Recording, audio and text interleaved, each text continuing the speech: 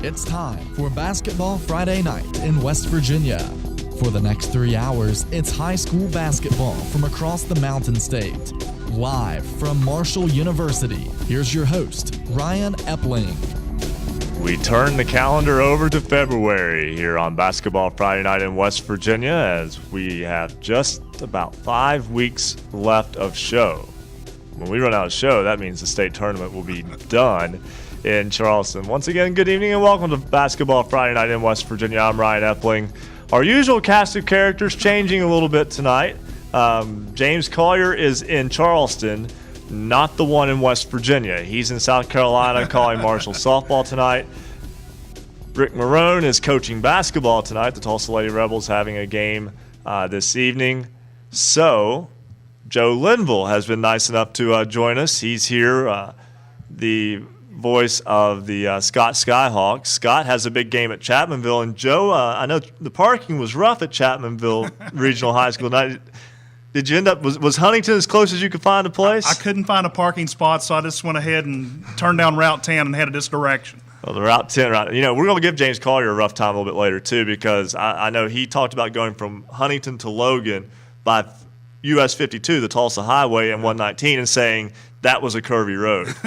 We said, no, sir, you got to go Route 10 for the curvy road. There you go. Basketball, full slate of games tonight, some rivalries across the state. The third installment of the Wyoming County battle. West Side and Wyoming East going at it again tonight, this time in New Richmond.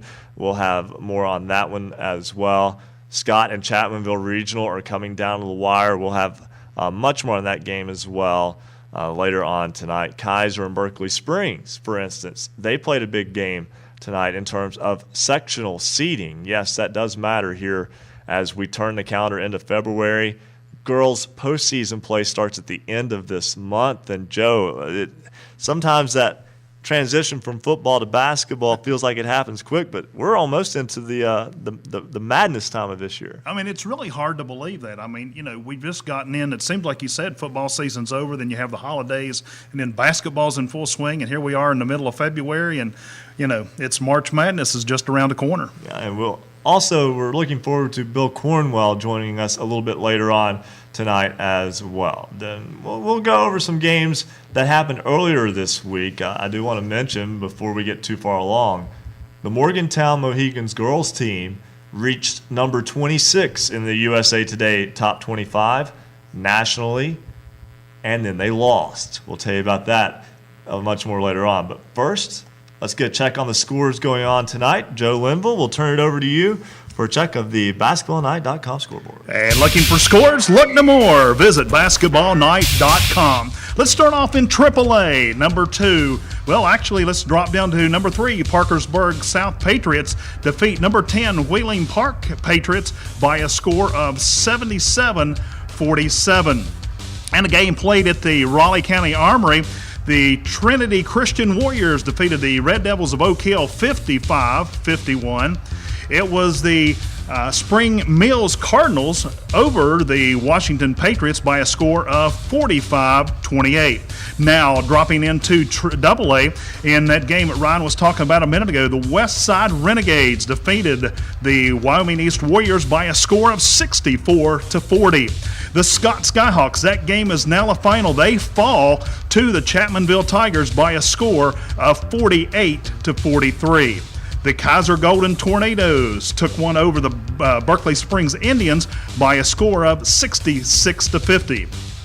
It was the Moorfield Yellow Jackets taking the win over the Petersburg Vikings, and then the Buckeye local Panthers from Rayland, Ohio, fell to the Weir Red Warriors by a score of 49-35. Now let's take a look at a couple of single-A games. Number 8, Tucker County Tucker County fell to Southern Garrett, Maryland by a score of 68-57. The Union Tigers defeated the 100 Hornets by a score of 71-66. Let's jump over to the girls' side of the scoreboard and take a look there.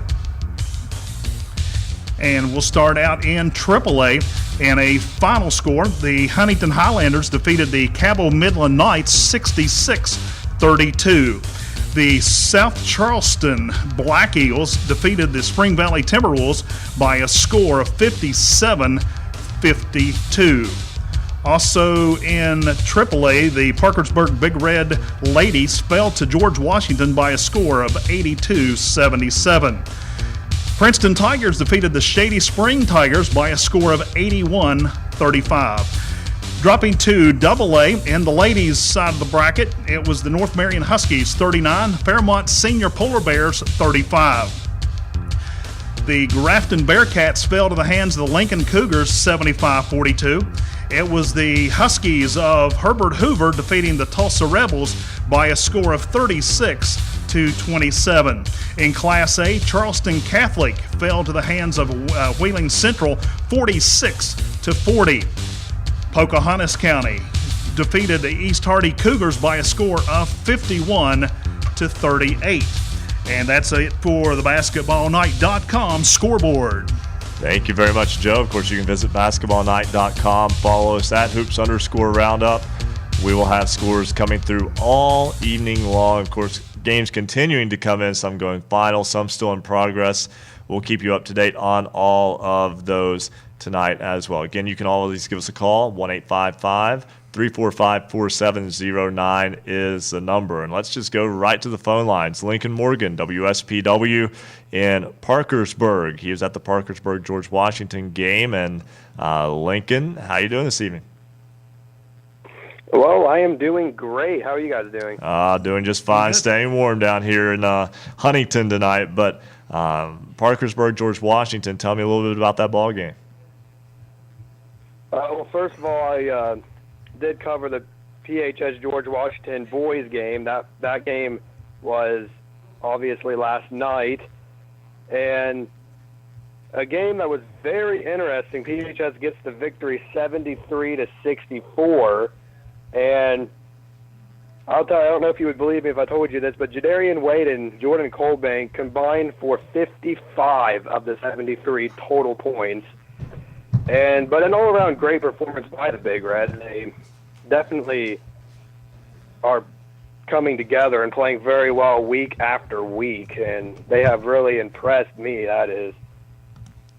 Yeah, that's a very nice one. Anytime you beat George Washington and Coach Rick Green, that team's pretty well a consistent program year after year in terms of putting out good teams. And Parkersburg this year, they've been right on the cusp of some big wins, and they were able to get that one last night, though. Yes, they were, and they did it with some great shooting. I mean, they shot 60% from the three-point range, and inside the arc, they shot 47.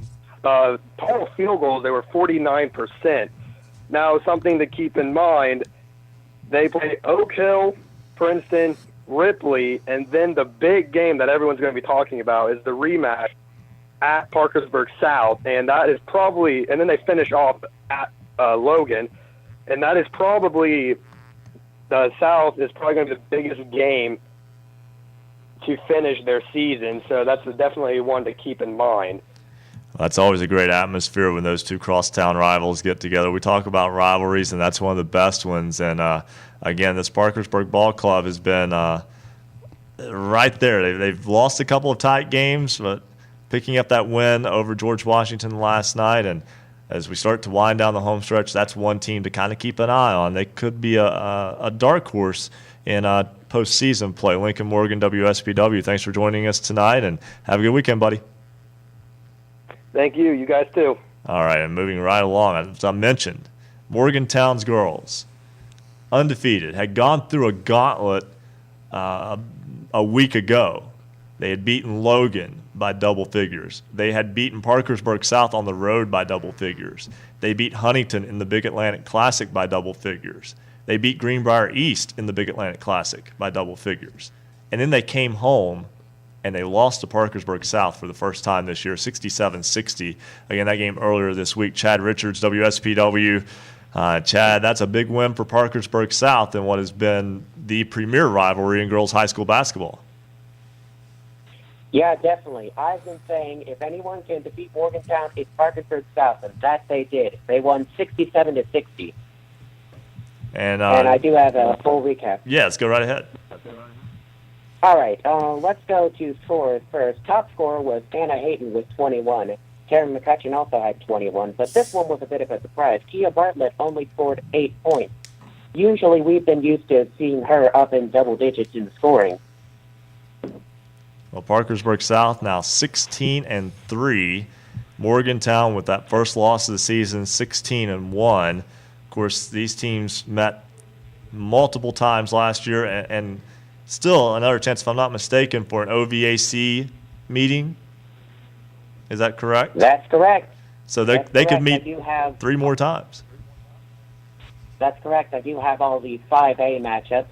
Number 1, Morgantown plays number 4, Wheeling Park, and Parkersburg South plays John Marshall. That'll be on Monday, and I'll be sure to have a full recap of that one next week. All right, that sounds good. And again, we appreciate it as Bill Cornwell's about to make his initial appearance here on Basketball Friday Night. We've got our resident referee, Bo Anderson, here. We got a full house here tonight. But, Chad, always appreciate it and look forward to hearing from you next week. Thank you. All right, as we mentioned, Parkersburg South picking up that big win over Morgantown in girls high school basketball, and we welcome Bill Cornwell into Basketball Friday Night in West Virginia. You just sit down and go. That's how we do on this show. It has been so long since I've been in this studio, by the way. MU Report 1984. And here's where we start to feel old is that, Bill, I hate to say it, but that was before anybody who's playing today was born. I know. That's just unbelievable how sad, fast it gets.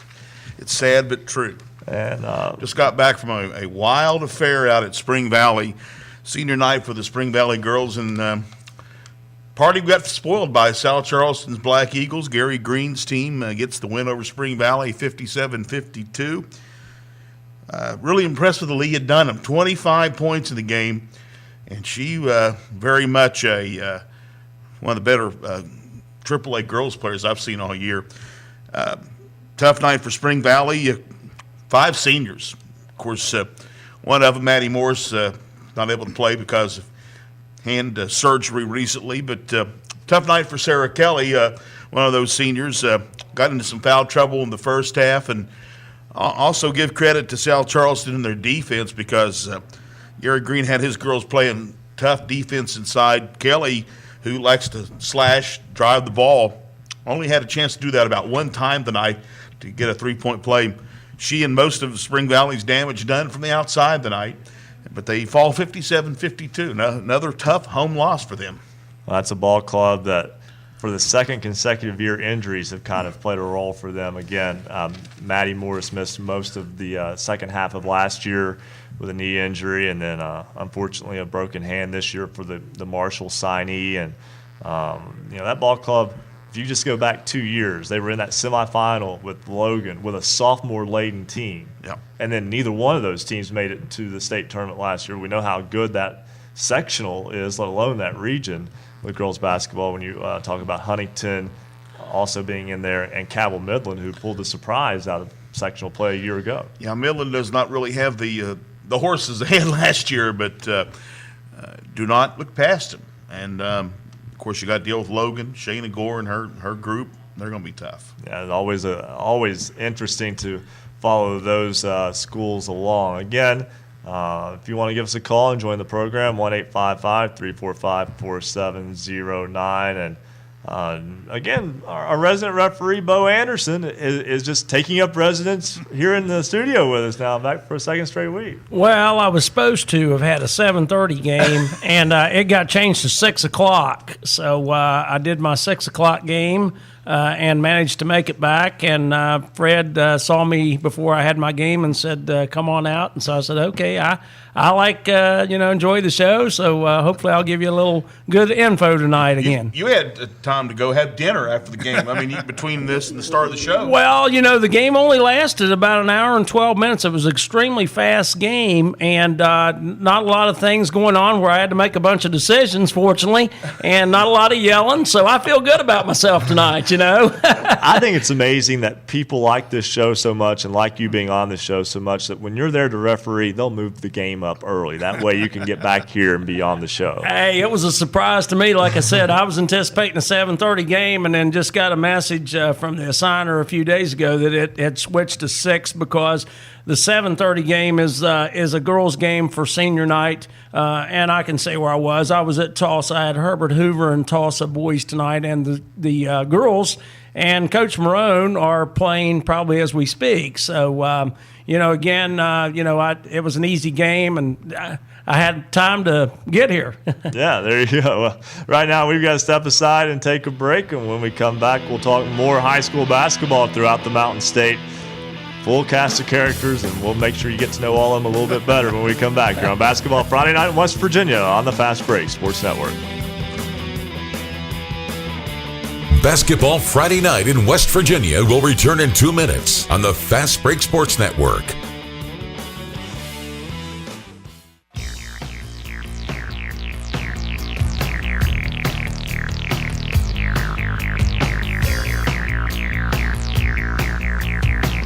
For scores online, all of them.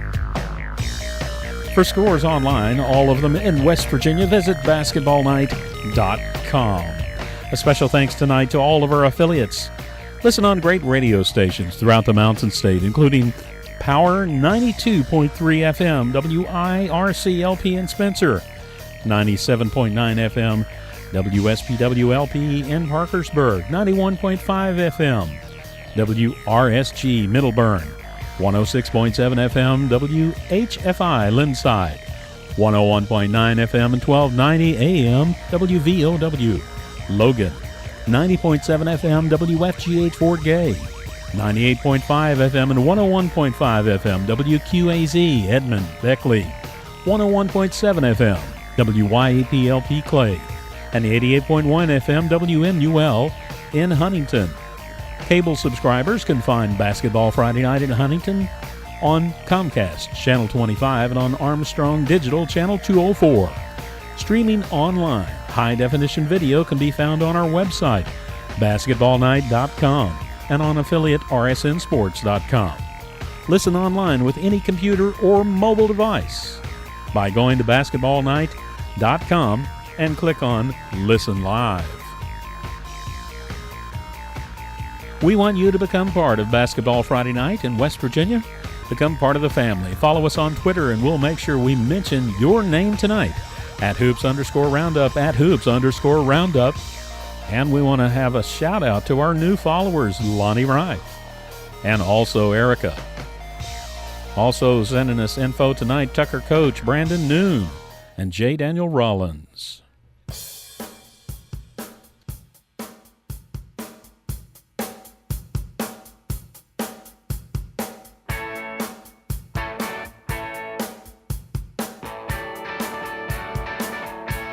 Celebrating high school basketball around the Mountain State, you're listening to Basketball Friday Night in West Virginia on the Fast Break Sports Network. Now, back to your hosts, James Collier, Coach Rick Marrone, and Ryan Epling. Special guests tonight in studio, Joe Linville and Bill Cornwell. There we go. I was going to say, Meatloaf would be disappointed because 1 out of 3 is bad. All right? Ryan Epling, Bill Cornwell, Joe Linville, and Bo Anderson all with us in studio tonight. And, again, I know a lot of our listeners are used to hearing Coach Marrone and James Collier. Again, James is down in Charleston, South Carolina, calling softball in 39-degree weather. Marshall softball playing right now in 39-degree weather. Yeah, you're supposed to be. You go south for warmth. Yeah. Right? Wait, you play these tournaments early in the season for warmth in the South. Not in Charleston, South Carolina, folks. No. So we've got Joe Linville, who was kind enough to come in from Madison and join us tonight. Of course, and you went the Route 10 method. Not really. No, okay, I didn't even say. One night, most people from Madison to Huntington are going to go 119 to 64 Absolutely. now. I was going to say, if you went Route 10, more power to you, because that'd be a choice. But I have made that trip a few times, though. Yeah. There you go. But but you don't want to have a queasy stomach and come on the air. That's exactly so you got smart.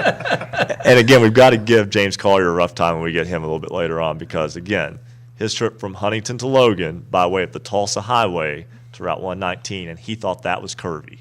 Oh, my. No. Yeah. Route 10 has it topped. There you He go. hasn't been to Harts Creek yet. No.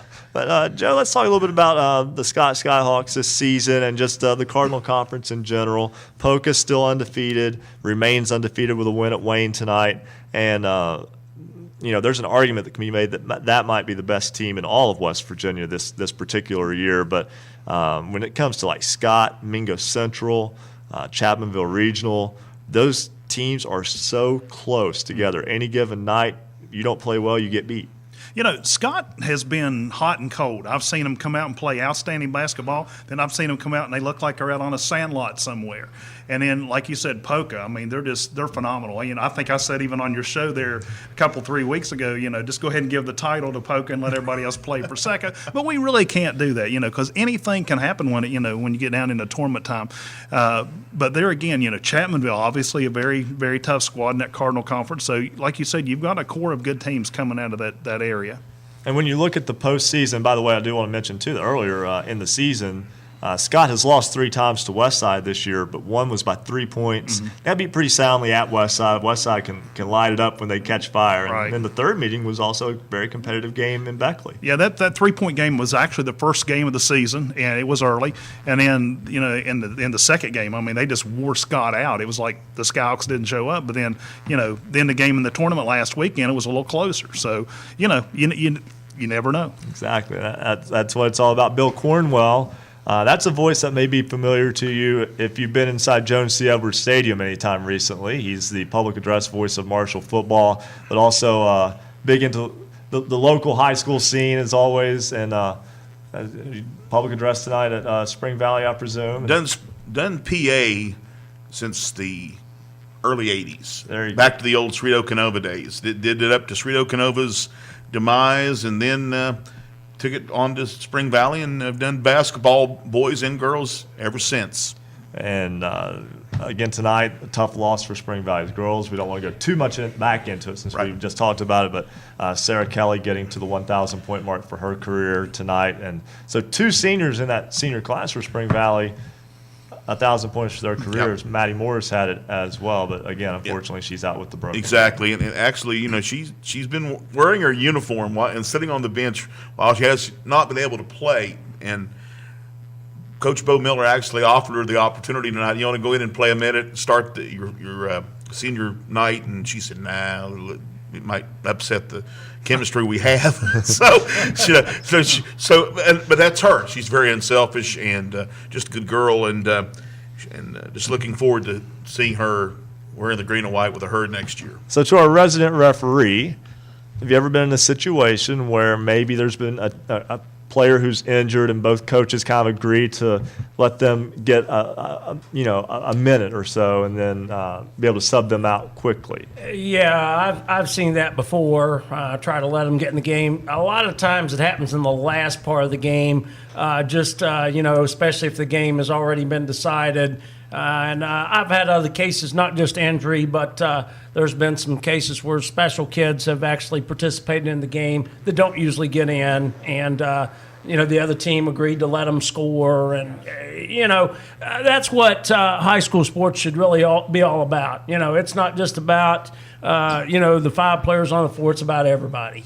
And definitely an opportunity to make memories for everyone, and to make the high school athletic experience a positive one. I think that's a big deal. Absolutely. It should all be positive and a learning experience. I know when I played, I felt like, the coach that I played for was extremely tough, but he taught you after high school, not just high school, but more of, you got to learn to take demands from your bosses. You have other obligations, and that's part of coaching, is also teaching the sportsmanship, how to act on the floor and how to conduct yourself.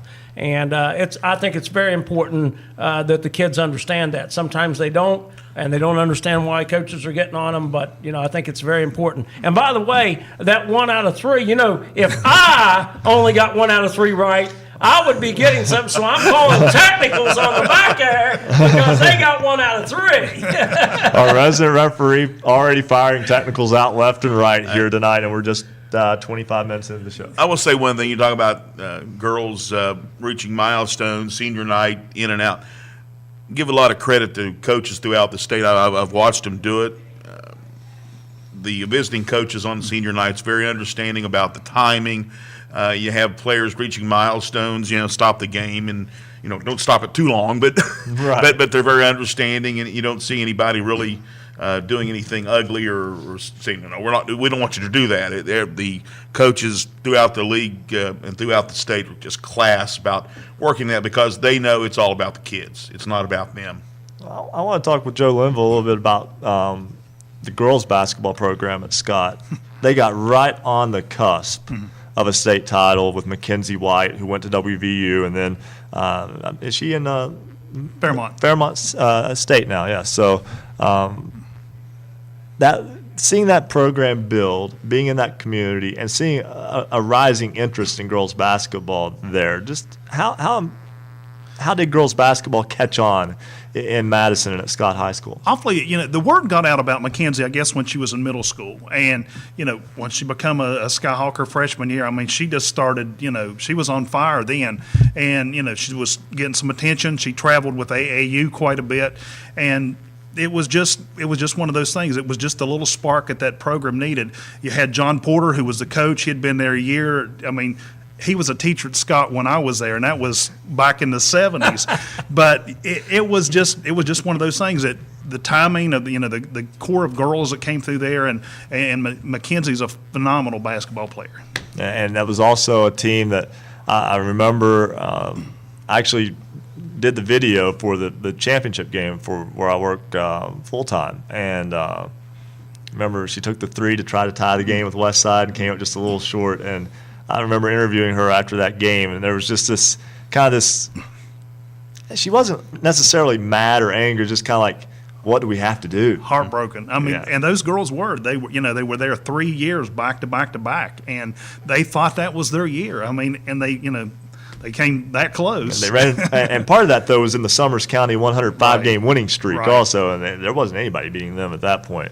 But still, makes some good memories there, and certainly something that was enjoyable. Right now, we're going to step aside and take a break. When we come back, Andrew Harrison is going to join us. He's going to have a check.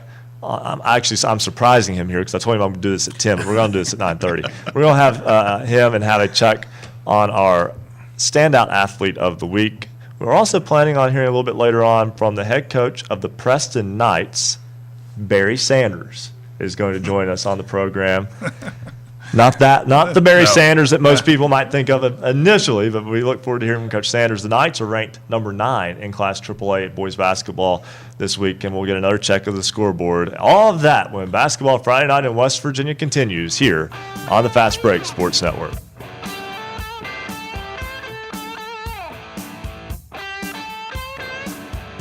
Basketball Friday Night in West Virginia will return in 2 minutes on the Fast Break Sports Network.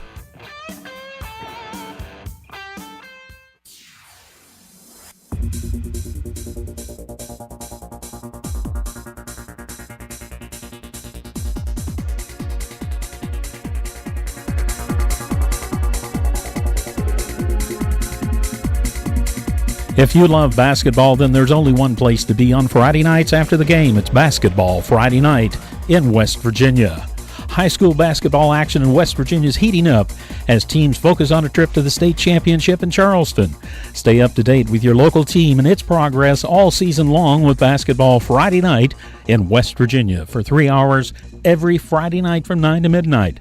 Listen online or on great radio stations throughout the Mountain State. Hear sports writers, broadcasters, coaches, players, and your calls recapping your team's game. Visit basketballnight.com for more details on how you can become part of the show. Follow us on Twitter @hoops_roundup, @hoops_roundup. Thanks to everyone tonight that called, sent texts, tweets, and emails. We appreciate you being part of the show and helping us cover all high school basketball in West Virginia. Join us on the phone tonight and share your team's game. Call toll-free 1-855-345-4709, 855-345-4709. Follow us on Twitter @hoops_roundup, @hoops_roundup. Text the show 304-249-4924. 304-249-4924. Go to our website, check out the scoreboard, and find out how you can connect with the show tonight at basketballnight.com.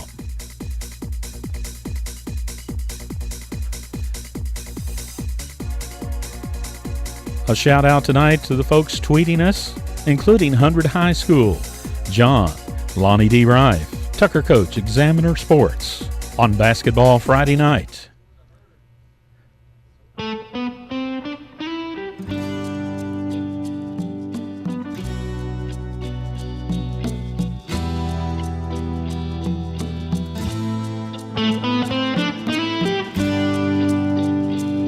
This is high school basketball's home for the Mountain State. Basketball Friday night in West Virginia on the Fast Break Sports Network. Now, back to basketball night in West Virginia with James Collier, Coach Rick Marrone, and Ryan Epling. 9:30 on this Friday, February 6th, 2015. Ryan Epling, Joe Linville, our resident referee, Bo Anderson, Bill Cornwell, all in the studio. Andrew Harrison also in the studio with us tonight. We're going to get a scoreboard update in just a moment, and then we'll talk with Barry Sanders, the head coach of the Princeton boys basketball team. But first, we want to recognize our standout athlete of the week, Andrew, and this week it is Cody Monroe from Parkersburg South High School. Yes, Cody Monroe, a guy who was able to play the point guard position, but his grandfather let me in on something. There's a young girl that comes to his games and would love the way he plays, would see his games for the majority of the time, home or away sometimes, and really made an effort to appreciate and show the love to Cody. So Cody, in return, ended up getting her a jersey, a Parkersburg South jersey, that ended up reciprocating to Anna that the love was received. Yeah, Anna Gordon is a student at Parkersburg South High School, and if you follow on Twitter, I mean, there are 1,600 followers at Join Anna's Army. She's a young lady with, and I apologize if I say this incorrectly, but with Friedreich's ataxia, which is a rare disease, and they're trying to bring awareness to that and raise money for that. And really, it's amazing how those sports teams, and Cody is right in the heart of this, have joined in together and really kind of it goes beyond basketball what they're doing for this girl. Yeah, Principal McCartney said it's not just Cody, it's the team, as you reiterated, Ryan, but he says it's the school atmosphere. Everyone's getting involved. Everyone's wanting to make an effort to help raise awareness for this rare disease, which does affect the nervous system and the muscular system, and affects 50,000 Americans a year. So the school, along with Cody and this basketball team at Parkersburg South, really trying to push that forward, and so far trying to make it known. Well, Andrew, we appreciate you looking into getting us a little bit more background on Cody Monroe, and we'll hear more from you a little bit later on tonight. All right, pleasure having you. All right, that's Andrew Harrison, our correspondent for our Standout Athlete of the Week. Right now, we'll turn it over to Joe Linville for a check of the basketballnight.com scoreboard. Looking for scores? Look no more. Visit basketballnight.com. Let's start out in Class AAA. In the boys, it was number 3, Parkersburg South over number 10, Wheeling Park, 77-47. The Hedgesville Eagles defeated the Musselman Appleman, 59-39. Martinsburg failed to pick up the win tonight. They fell to the hand of the Jefferson Cougars by a score of 74-62. The Trinity Christian Warriors defeated the Oak Hill Red Devils. That score, 55-51. The Spring Hill Cardinals fell to the Washington Patriots, 57-34. In Class AAA, the Polka Dots continue on their roll and the number 1 slot as they defeat the Wayne Pioneers by a score of 68-49. The number 2 Bridgeport Indians easily defeated the Grafton Bearcats. That score, 74-45. And another tough one over in Wyoming County, the West Side Renegades defeated the Wyoming East Warriors 64-40. Also in Class AA, don't know if you call this one an upset or not, but the Chapmanville Tigers defeated number 8 Scott 48-43. The Kaiser Golden Tornadoes picked another win up tonight over the Berkeley Springs Indians, 66-50. The Moorfield Yellow Jackets defeated Petersburg by a score of 64-49. It was the Hillbillies of Man over the Raiders of Riverview, 77-67. At the end of the third quarter, the Weir Red Raiders are leading Buckeye Local out of Raylan, Ohio, 49-35. In Class Single A, it was Greater Beckley Christian over the Pikeview Panthers, 66-48. It was Magnolia in a close one. This game went into overtime over the Blue Eagles, defeated Payton City, 76-74. In an upset, Southern Garrett, Maryland defeated the Tucker County Mountain Lions 68-57. The Union Tigers defeated the 100 Hornets 71-66. That's all the scores we have at this time and the boys' side of the scoreboard. Now we'll slide over and take a look at the girls' scores from across the state of West Virginia. In Class AAA, Huntington defeated Cabell Midland 66-32.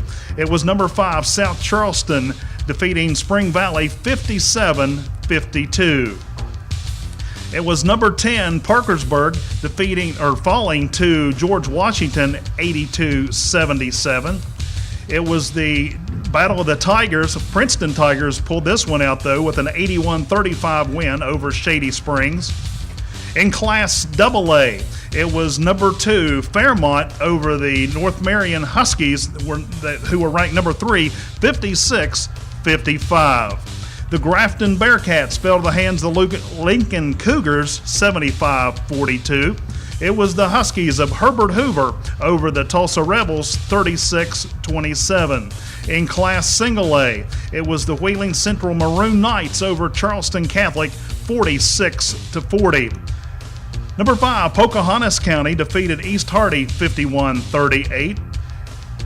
And that's your look at the scoreboard from basketballnight.com. Thank you very much, Joe. Let's go to the phone lines. The Preston Knights, the boys basketball squad, right now sitting with a good record. They're 12-3 and ranked number 9 in this week's Class AAA poll. Barry Sanders is the head coach of the Knights. And first, Coach Sanders, I have to say it. I'm not going to dwell on it. But how often do you have to explain, if you make a reservation somewhere, that you're not the Barry Sanders many people may hope that you would be? Yeah, well, I'm not the Detroit Lions Barry Sanders. I've made reservations, and it came out that way.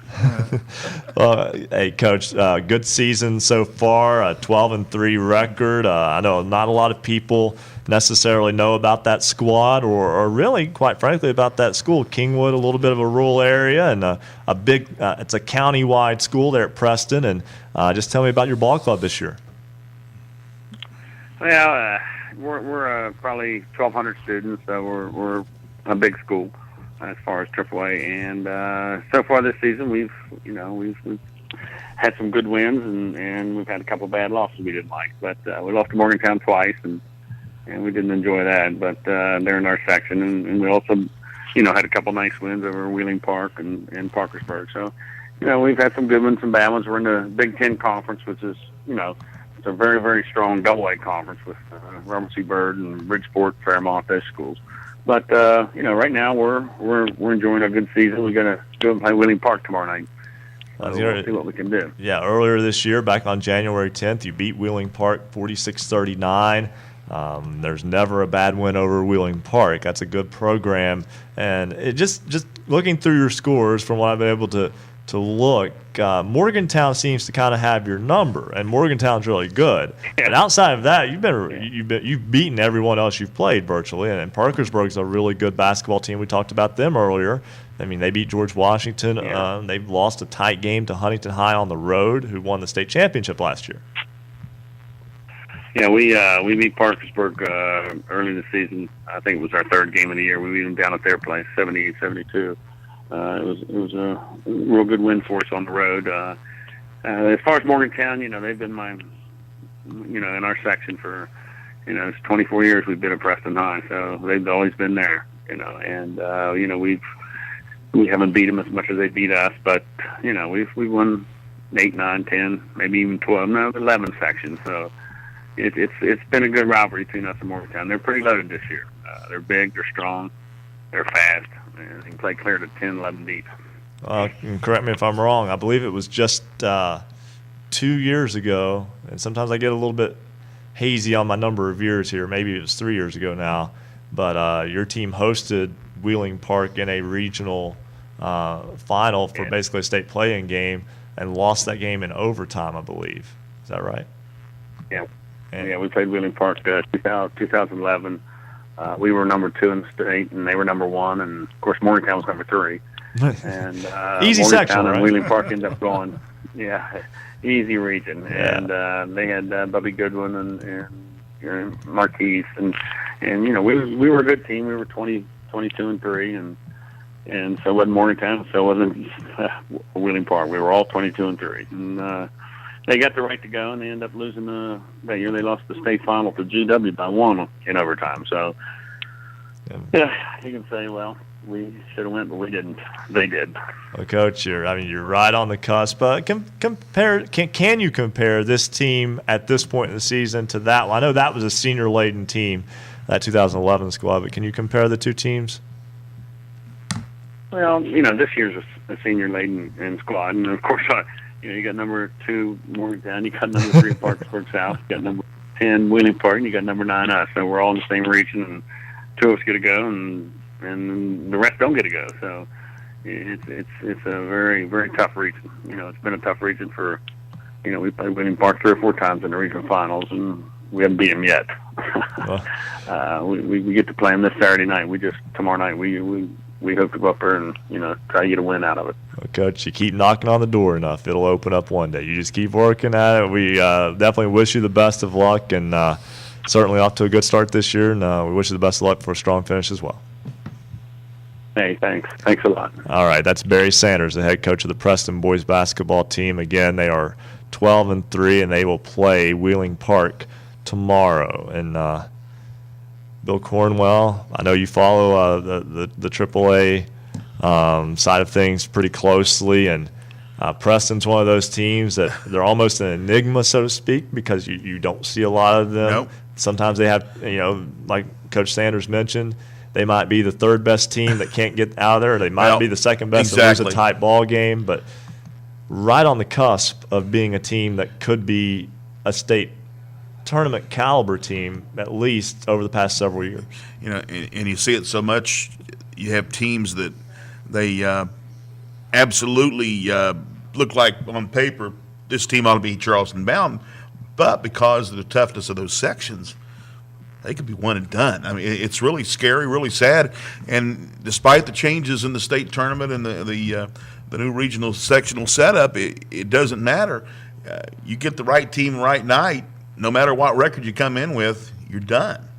It's definitely can be tough, and we talk about with and I was talking as Joe Linville and I were talking here just a moment ago about with Scott, Chapmanville, all being right in that same caliber of teams, and Mingo Central right in the thick of it. Well, 2 of those can go to a regional. One's not, and a lot of times you have 3 22-3 teams in one region. It still happens. I will say one thing about Preston, though. Although they're playing a lot of Double-A teams on their schedule, those are good Double-A teams. Those are schools that most of them used to be Triple-A teams, and there's still a lot of talent at those schools. The enrollment may not be there for Triple-A, but they're in my mind kind of like Bluefield. They're a Double-A playing Triple-A. Yeah, Preston's a team that they've lost once to University and twice to Morgantown. They have wins over Parkersburg. They have a win over Wheeling Park, as we mentioned. But you look down through on basically back-to-back games. They played John Marshall, who's a Triple-A, good-sized Triple-A in Moundsville. Then played Tucker County, who's a strong single-A program. Yes. And then played Wheeling Park, a big AAA team. And honestly, I mean, John Marshall was the team that they beat by 32. those other games were both tight, Tucker County and Wheeling Park. And sometimes I think people get hung up on classifications of teams, but good basketball is good basketball. If you got the talent, you've got the coaching, you got the program, it doesn't matter. If you got a pedigree, you got a pedigree. And a lot of these teams that Preston's playing, don't look down on him. He's not penalized because of the conference. To me, he's strengthened despite the fact a lot of the people in that conference are AA teams. Well, right now we're going to step aside and take a break. And when we come back, Dave Morrison of ESPN The Ticket down in Hinton. He saw a couple of games tonight at the Raleigh County Armory, and we'll talk with him about those games when we come back as Basketball Friday Night in West Virginia rolls on here on the Fast Break Sports Network. Basketball Friday Night in West Virginia will return in 2 minutes on the Fast Break Sports Network.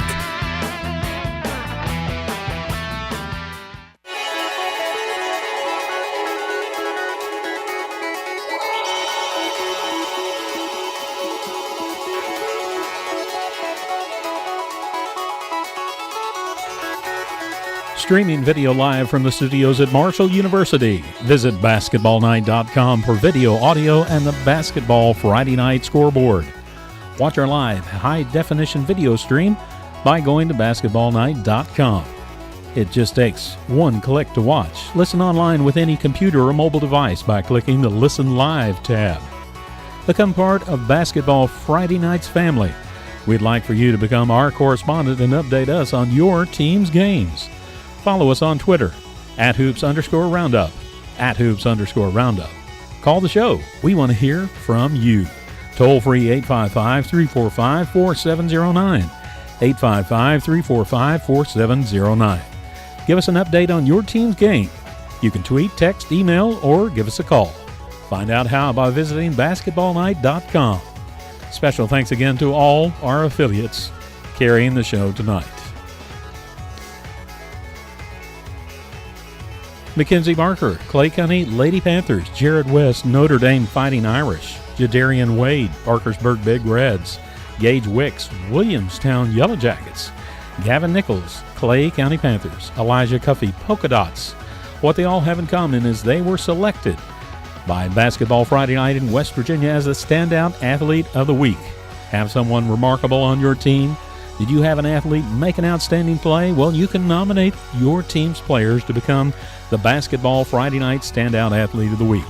Each week, we consider nominees, and we select one. Head over to our site, basketballnight.com, and click on the Standout Athlete of the Week. Fill out the nomination form. Basketball Friday Night in West Virginia.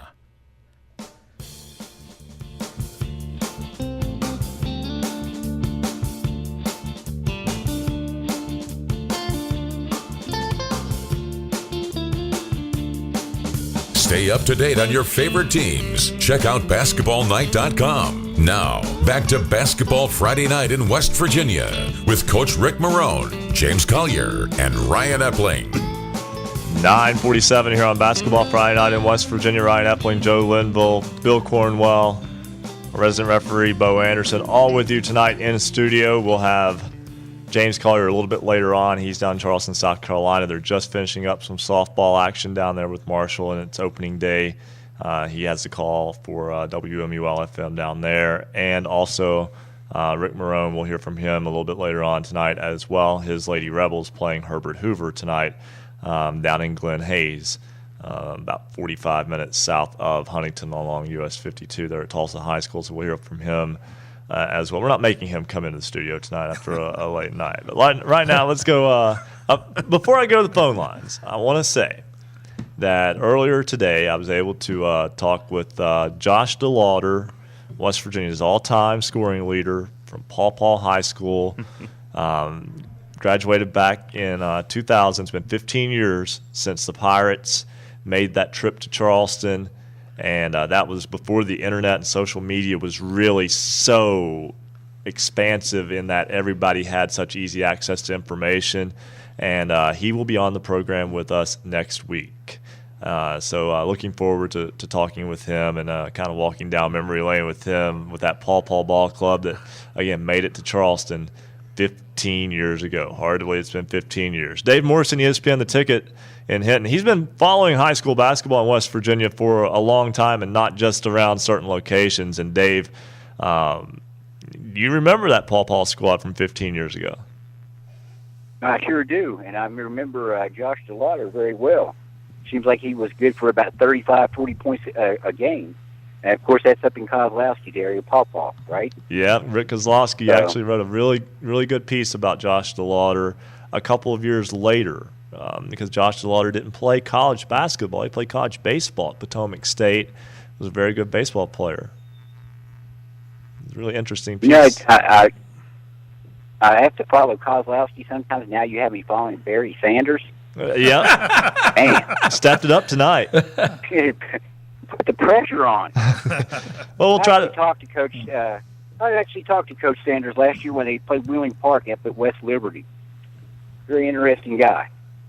Yeah, he's definitely appreciated him taking time to talk with us here tonight. And, as he talked about, that ball club, maybe not a lot of people know about them. They might be the best program in AAA over the past maybe 5 or 6 years. It doesn't have much to show for it, unfortunately. Yeah, exactly. It seems like, when in AAA, you got your South Charleston, Woodrow. These teams keep showing up, Martinsburg and the good teams up in the Eastern Panhandle. And you never hear too much about them come tournament time. But I think you were right on the money. You just keep plugging away, and you're going to make it. Well, Dave, you saw a couple of ball games tonight at the Raleigh County Convention Center. It's the Raleigh County Armory to everybody else. And just tell me about those ball games. I still call it the Armory. Yeah, it's the Armory. That's where the history is. Oh, my favorite venue of all time, and I've been to just about all of them. Oh, Greater Beckley Christian picking up the win. I thought, Greater Beckley Christian tonight. I tell you what, their outstanding player, Elisha Kidd, did not play. And before the game, I can tell you, Coach Brian Helt was a little bit nervous. You're talking about a guy that's averaging about 25 points a game out of the lineup against a big and a very good Pikeview team, and it ended up it wasn't really close. It was close at halftime. It was scored, and Greater Beckley just took off in the second half and ended up with an 18-point win. And they're a team. I'm telling you, I don't know that they're flying under the radar anymore, because they've been able to beat Gilmer, number 5. They've been able to beat Magnolia and come back from 17 down to do that, and that's the number 4 team. They're one of their losses was to Tug Valley at Tug Valley. That's not. A lot of people lose to Tug Valley. I saw Woodrow lose to Tug Valley one year back in the day when they had Davis and he was doing all his damage. So that's not an embarrassment. Their other side loss was to Westside. And since the Westside loss, they've really just taken off, and they have a propensity for second-half explosions tonight. They're tied at 30. They hold a Pikeview team that's very good. Pikeview has a 1,000-point scorer in Whitesville. They have a guy that scored 41 and set a school record, Tyler Rubel, in a game earlier this year. Actually, those guys did that feat on the same night. The guy scored his 1,000th career point, and another kid scores 41. So it's a very, very good team. Without Elisha Kidd in the lineup, they still managed to win a game by 18 points against a very good foe, which, I think that could be considered, I think, a surprise, without your leader and the coach, Brian Helton, calls their heart and soul.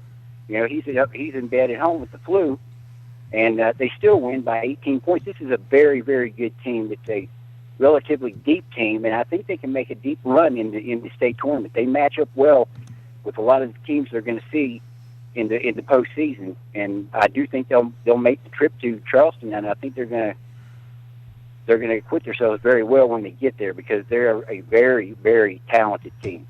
Well, tell me about another team you got to see tonight, the Trinity Christian Warriors. They pick up a win over Oak Hill. Yeah, Oak Hill was playing without 2 starters and another guy who came off the bench. They had some problems, and these guys did not play tonight.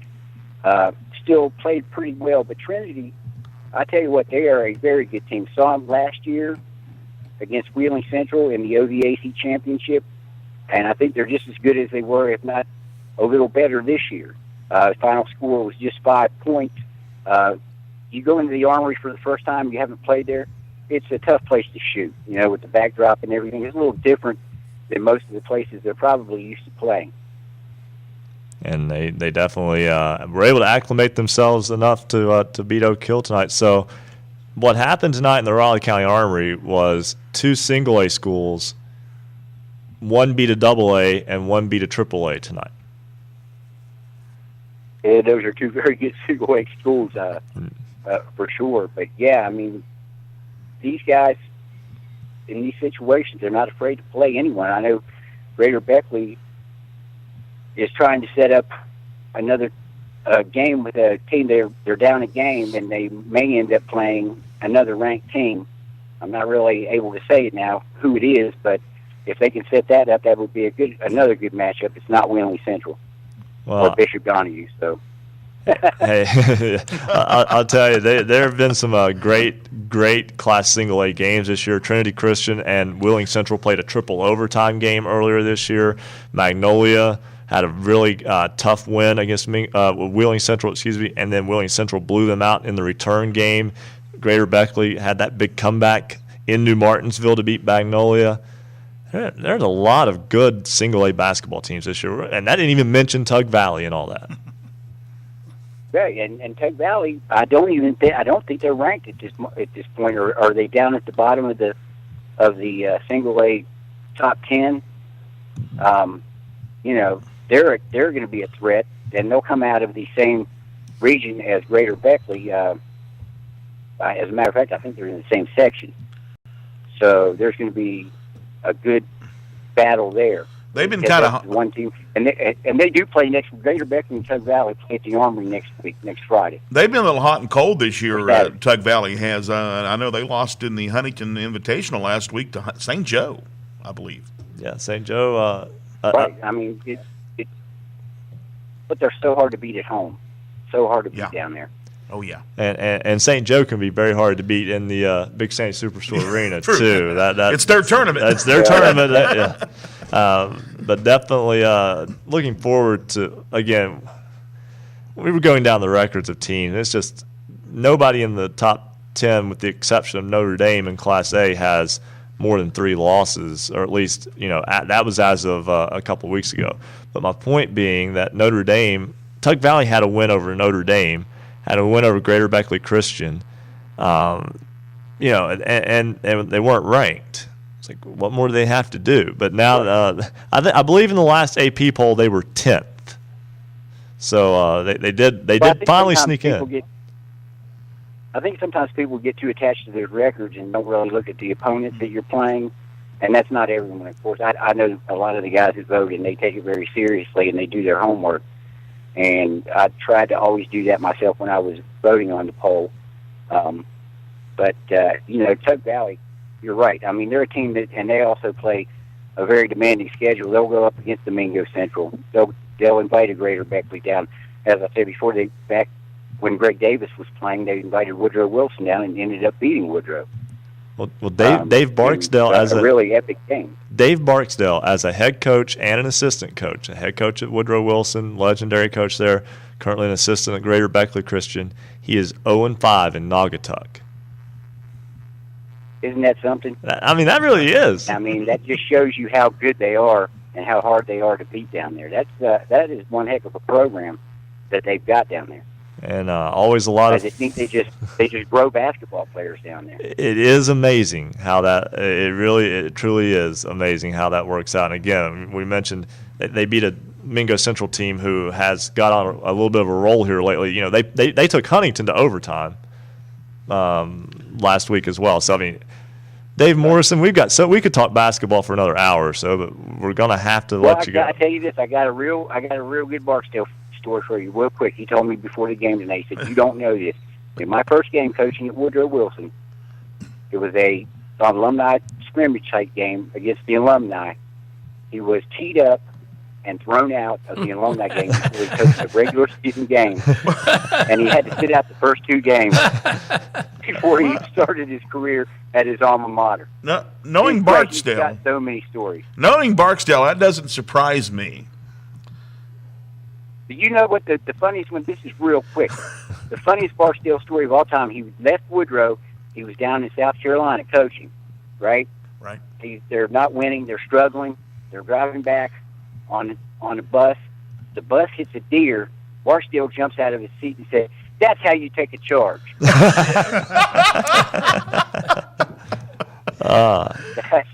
That is classic stuff. Yeah, that's an old school coach at his best.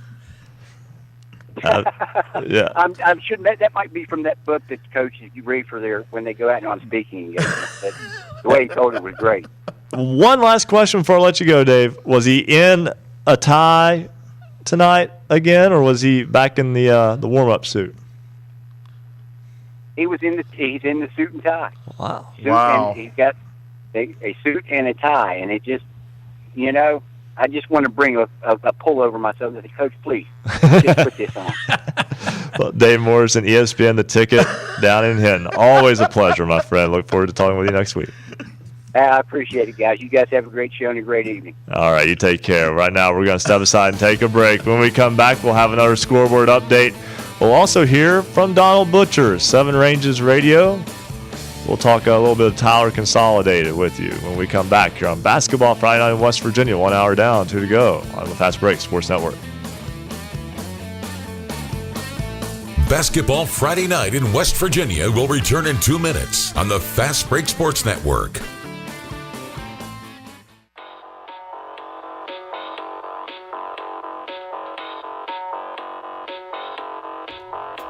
Special thanks to all of our affiliates tonight.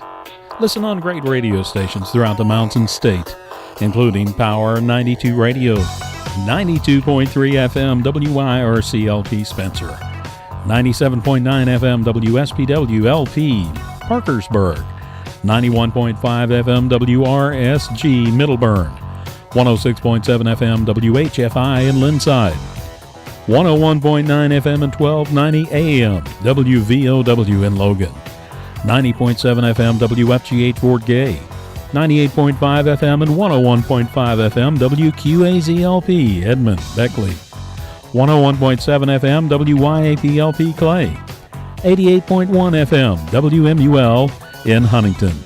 Cable subscribers can find Basketball Friday Night in the Huntington region on Comcast Channel 25 and Armstrong Digital Channel 204.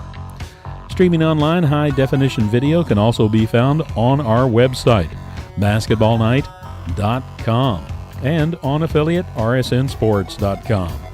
Listen online with any computer or mobile device by going to basketballnight.com and click on Listen Live. We want you to become part of Basketball Friday Night in West Virginia. Follow us on Twitter. We'll make sure we mention your name tonight. @hoops_roundup. @hoops_roundup. Tweet us your team's score and give us your comments on the game. @hoops_roundup. @hoops_roundup. Big shout out to M. Torms, Michael Sheaves, J. Daniel Rollins, the Putnam Standard, Erica, who's a new follower tonight. Thank you for being part of Basketball Friday Night in West Virginia.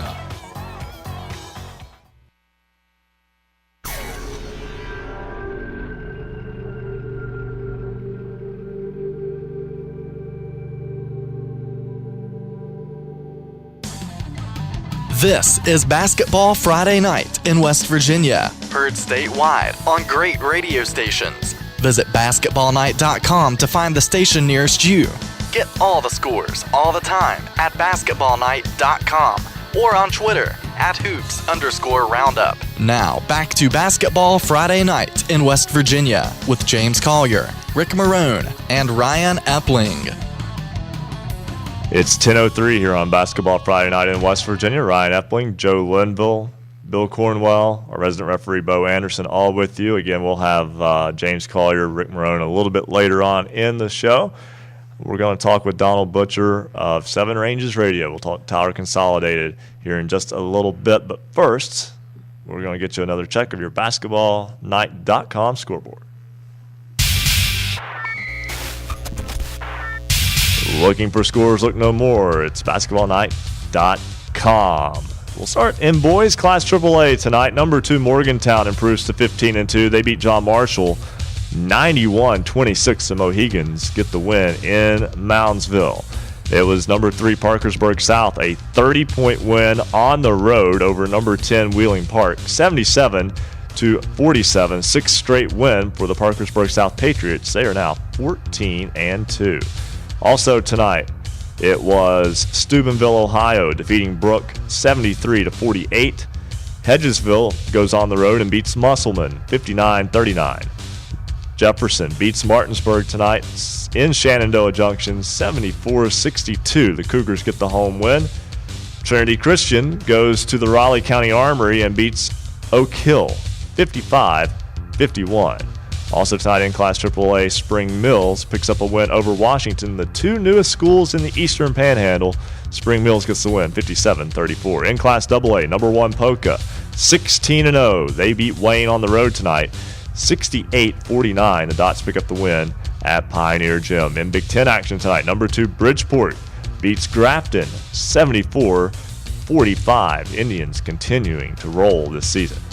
Number 4 Westside 14-1 on the season, and now a perfect 3-0 against their rival Wyoming East. They go to New Richmond and beat the Warriors on the road 64-40. Westside gets the win. Also, Class AA, number 7 Ravenswood defeats Tyler Consolidated tonight, 62-29. It was Chapmanville Regional, a home winner over number 8 Scott, 48-43. Josh Butcher honored before the game for scoring his 1,000th career point for the Tigers. Also tonight, Kaiser in the driver's seat in sectional seeding play as they beat Berkeley Springs 66-50. Golden Tornado gets the win on the road. Herbert Hoover goes on the road tonight and defeats Tulsa by a final score of 72-55. Huskies get the road win. Also in Class AA, Single A Moorfield beats Petersburg tonight 64-49. It was Man going to Riverview. They overcome a halftime deficit and defeat the Raiders 77-67. The Hillbillies get the win. And end of third quarter score was still the last update we had on this one. The Weir Red Riders had a 49-35 lead over Buckeye Local of Ohio. Class Single A, number 2 Bishop Donahue beats number 7 Notre Dame 61-52. It was number 3 Greater Beckley Christian over Pikeview at the Raleigh County Armory 66-48. The Crusaders get the win despite playing without Elijah Kidd. Also tonight, in overtime, number 4 Magnolia holds on at home to defeat Payton City 76-74. 24 points tonight for Preston Boswell in the win. Kennedy Kane goes for 27 in the loss. Southern Garrett, Maryland's Rams pick up a home win over single A number 8 Tucker County 68-57. Also tonight, it was Tug Valley, ranked number 10, defeating Lincoln County 61-42. The single A Panthers beat the triple A Panthers tonight. Great ball game in the hometown invitational. Buffalo beats Greenbrier West 58-57 tonight on the road in that one. Also tonight in the hometown invitational, Doddridge County beats Meadow Bridge 49-32. In the hometown invitational, Union beats Hundred 71-66. The Tigers get the win over the Hornets. They get the win in the Hornets' Nest tonight. Girls action tonight, Class AAA. It was number 3 Huntington defeating Cabell Midland in a sectional preview 66-32. Highlanders get the win.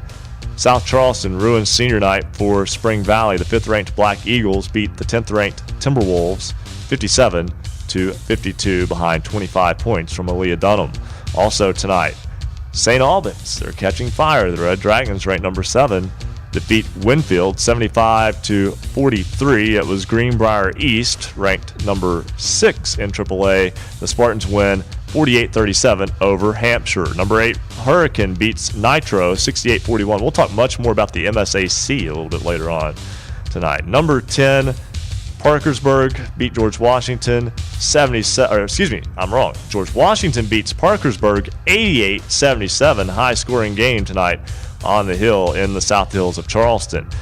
It lived up to the billing. Fairmont Senior, the Polar Bears, defeat North Marion tonight on the road 56-55. 1-point win for Fairmont Senior. Great ball game there tonight. Summers County defeats Pikeview 55-47. It was Lincoln over Grafton 75-42. Herbert Hoover defeats Tulsa tonight 36-27. Single A final score, number 1 Wheeling Central wins at home against number 6 Charleston Catholic 46-40.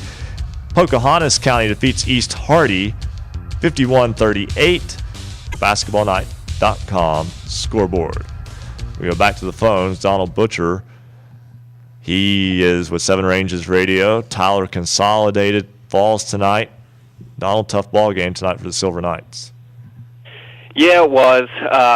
Anytime you go up against Ravenswood and the always fun Mick Price, you know what you're going to get. You're going to get full court man-to-man defense, a disciplined team, a team that's going to usually always take the best shot, and that's exactly what Ravenswood did the whole night.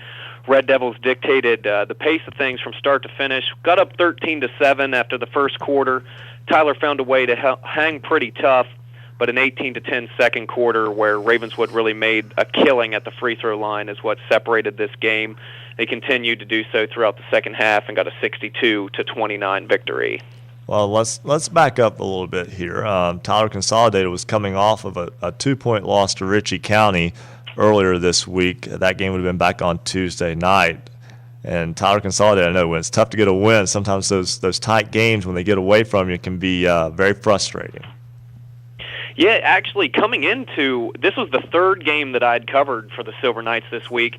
And if you go all the way back to the second, Jace Reed, a sophomore who really made a name for himself during football season in Tyler County, went off for 33 points, including 21 points in the second half against Parkersburg Catholic, a game that they lost 70-59.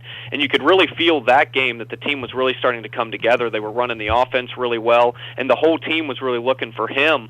So all of that confidence that they built in that 11-point loss, even though it was a loss, really showed in the Ritchie County game. They came out strong, led 16-9 at the end of the first quarter, built that lead all the way out to 23-9, but a 17-4 run by Ritchie County at the second half, or in the second quarter, cut the halftime lead to 27-26, and then it was basically just a boxing match the entire second half. And Tyler Consolidated actually had a shot from about 6 feet away as time expired in overtime by Jace Reed that hit about every inch of the rim that was possible that would have sent it to the second overtime. But unfortunately, it fell out of the bucket. And as you said, when wins are tough to come by already, when you have such a difficult loss like they did to Ritchie County in overtime, and you face such a quality, disciplined program in a double-A program like Ravenswood, it's kind of just disaster waiting to happen. Well, now correct me if I'm wrong. They're right back in action tomorrow with another shot at Ritchie County. And not only that, it's a noon tip on a Saturday after playing, the burden of playing Ravenswood, and then they have to turn right around. It should be interesting. I know the team was really looking forward to it. Jace Reed, again, that I mentioned, who really is the lifeblood of this team offensively. When he gets going, the team really gets going. But if he was really looking forward to this matchup because he feels like he let his entire team down when it comes to missing that shot. And it wasn't like it was a wide-open shot. He was amongst all the trees and the height that Ritchie County has. They have 2 6'4" kids down low trying to get it over them, and he almost got it to go. So it should be a good one in Kidwell tomorrow. Should be a lot of fun. Donald Butcher, thanks for joining us, and look forward to hearing again. Second time with us, second week on WRSG in Middleburn, 91.5. Of course, we're happy to be with you and happy to have you with us here tonight. And I'm happy to be with you. And if I may, the single A discussion you had earlier, you mentioned so many teams in single A can win it. If you just look in the region that Tyler Consolidated is in, when you look at Wheeling Central, Madonna, Bishop Donahue, Trinity, Magnolia, St. Mary's, Paden City, there's probably 6 state tournament-worthy teams in that region. And whoever comes out of that, and this reporter's this broadcaster's opinion, the state championship, no offense to Tug Valley, is coming from Region 1 in Class Single A, whoever survives it. Well, that should be a lot of fun. Again, Wheeling Central was able to make it out of there last year and survive in overtime, overcome a late 10-point deficit to beat Parkersburg Catholic in the opening round of the state tournament last year. That was almost the first 8-1 upset, and then went on to win the state tournament a year ago. So Donald Butcher again. They barely made it out of St. Mary's during the sectionals. They had to come back during the sectionals to get it. So it was a great run for the Maroon Knights last year, so absolutely. All right, good to hear from you, Donald. Thank you, sir. You'll have a great evening. You too. That's Donald Butcher in Middleburn with the Tyler Consolidated Silver Knights. Right now, we'll step aside and take a break. When we come back, Chris Kidd, WVOW. He was at the Chapmanville Regional Scott game. We'll let Joe talk with Chris a lot about that one tonight, too, and we'll get all that when Basketball Friday Night in West Virginia continues here on the Fast Break Sports Network. Basketball Friday Night in West Virginia will return in 2 minutes on the Fast Break Sports Network.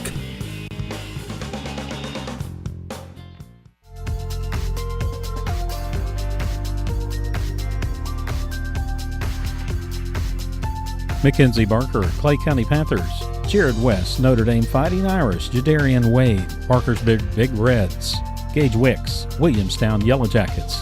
Gavin Nichols, Clay County Panthers. Elijah Cuffey, Polka Dots. Cody Monroe, Parkersburg South Patriots.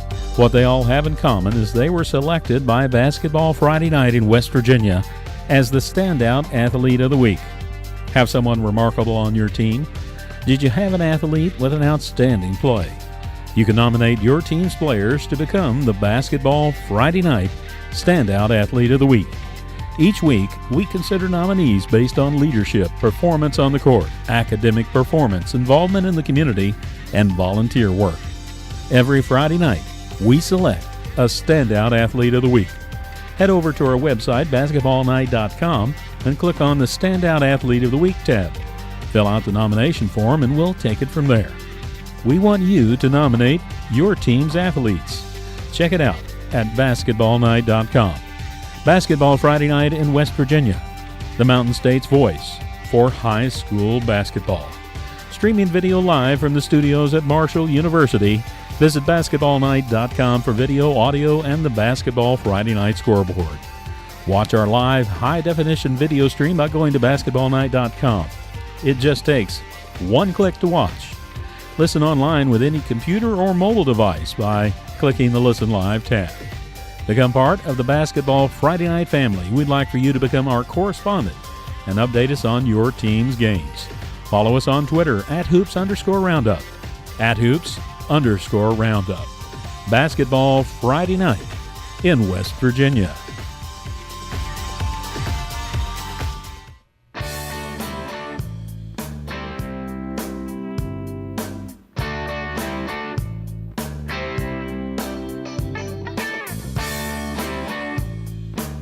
Stay up to date on your favorite teams. Check out basketballnight.com. Now, back to Basketball Friday Night in West Virginia with Coach Rick Marrone, James Collier, and Ryan Epling. 10:17 here on Basketball Friday Night in West Virginia on this February 6th. There are teams that will not be playing at the end of February. Their seasons will be over. We're in the final month of the regular season already, and a lot of big games going across the state of West Virginia tonight. I'm joined in studio, Bill Cornwell, Joe Linville, and resident referee Bo Anderson, all with us here tonight as well. One big game tonight, a packed house at Chapmanville Regional High School, and the Tigers pick up a very close, very competitive 48-43 win over the Scott Skyhawks tonight in the Battle of Corridor G, the Route 119 showdown. I'll call it all kinds of things that probably no one else has, but WVOW, Chris Kidd was there with the call. Chris, that rivalry needs a name now.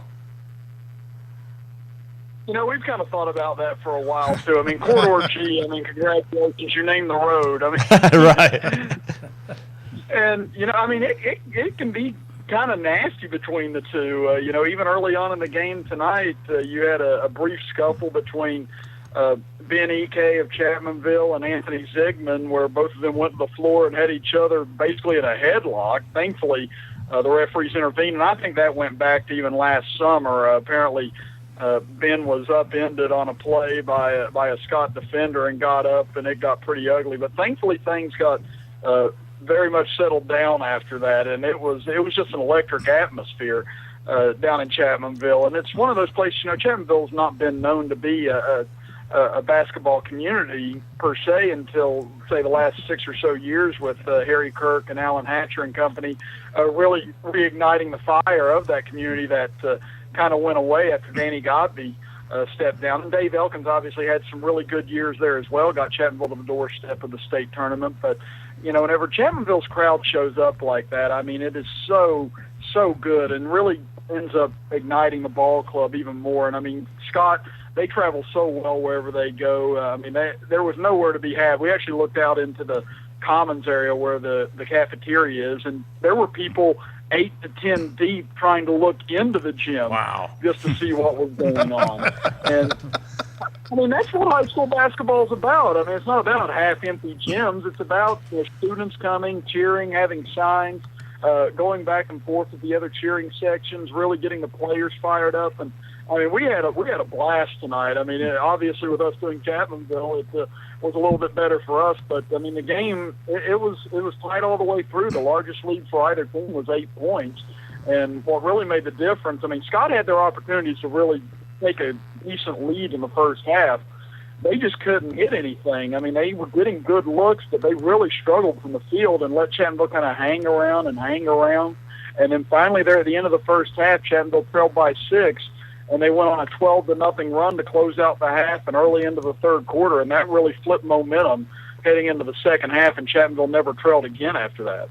Chris, it sounds like what Scott's been doing all year, they're either hot or they're cold, and it sounds like they were kind of up and down in the game tonight. Also, I understand they were like 2 for 9 from the free throw line. You can't win ball games if you can't make free throws.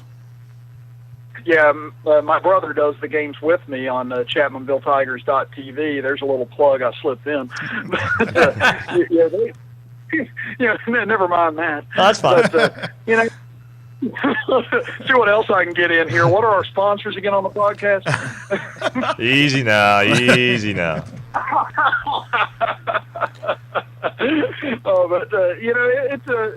was really bizarre for them because Scott's usually a very solid free throw shooting team, but yeah, I mean, you hit it right on the nose. They really struggled from the free throw line tonight, and usually it's Chapmanville that has their struggles from the line. But they couldn't put one in the second half, and 2 for 9, I believe, is exactly what I had for Scott in that game. And you talked about them being up and down ever since they played Chapmanville last. I looked at their record. They lost 3 in a row, then they won 5 in a row, and then they lost last to West Side. And now they're back on, a 2-game losing streak. I mean, granted, they've played a very tough schedule just looking at what they've gone through, and they've been competitive in most every game minus Polka and the 2 West Side games, and even they were competitive in the second game. But, that region, we talked about it earlier this season, or that section rather, it's just going to be so difficult for one of these teams to get out of because you've got, obviously, Polka looming in the regional if you don't win it.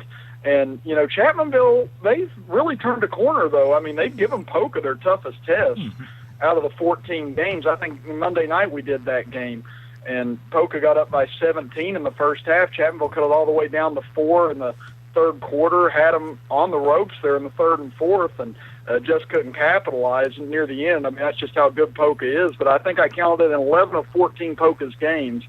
They've won by 20 points or more, and then you've got the 2 games against Chapmanville that have been at 10.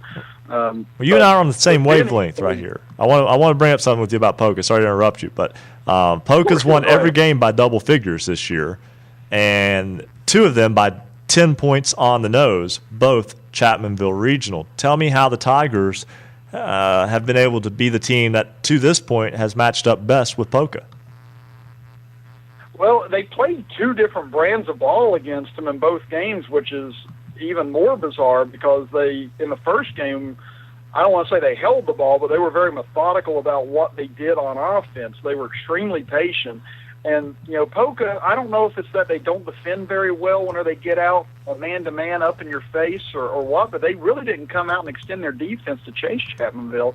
And Chapmanville just bled the clock a lot on them and looked for good shots. And in the fourth quarter of that game at Polka, the game was tied at 24 with 6.5 minutes to go.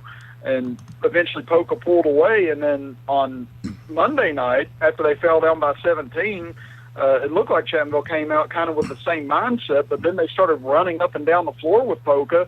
And not just because I'm biased towards Chapmanville in that respect, but just as an observer of the game, they outplayed Polka the last three quarters of that game. As weird as that may be or may sound to a lot of people, but I mean, Polka still shot close to 54% in the game, so it wasn't as if they were having a bad or awful night.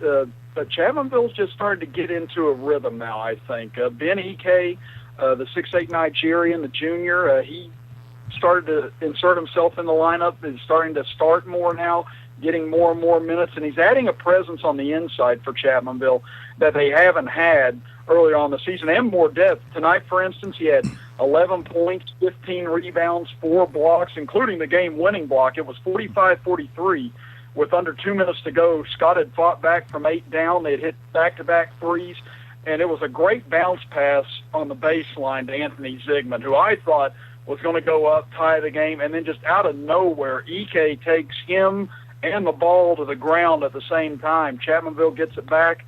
They bleed the clock down. They hit 2 free throws, and that was that. I mean, and on top of that, he's a wonderful, wonderful kid.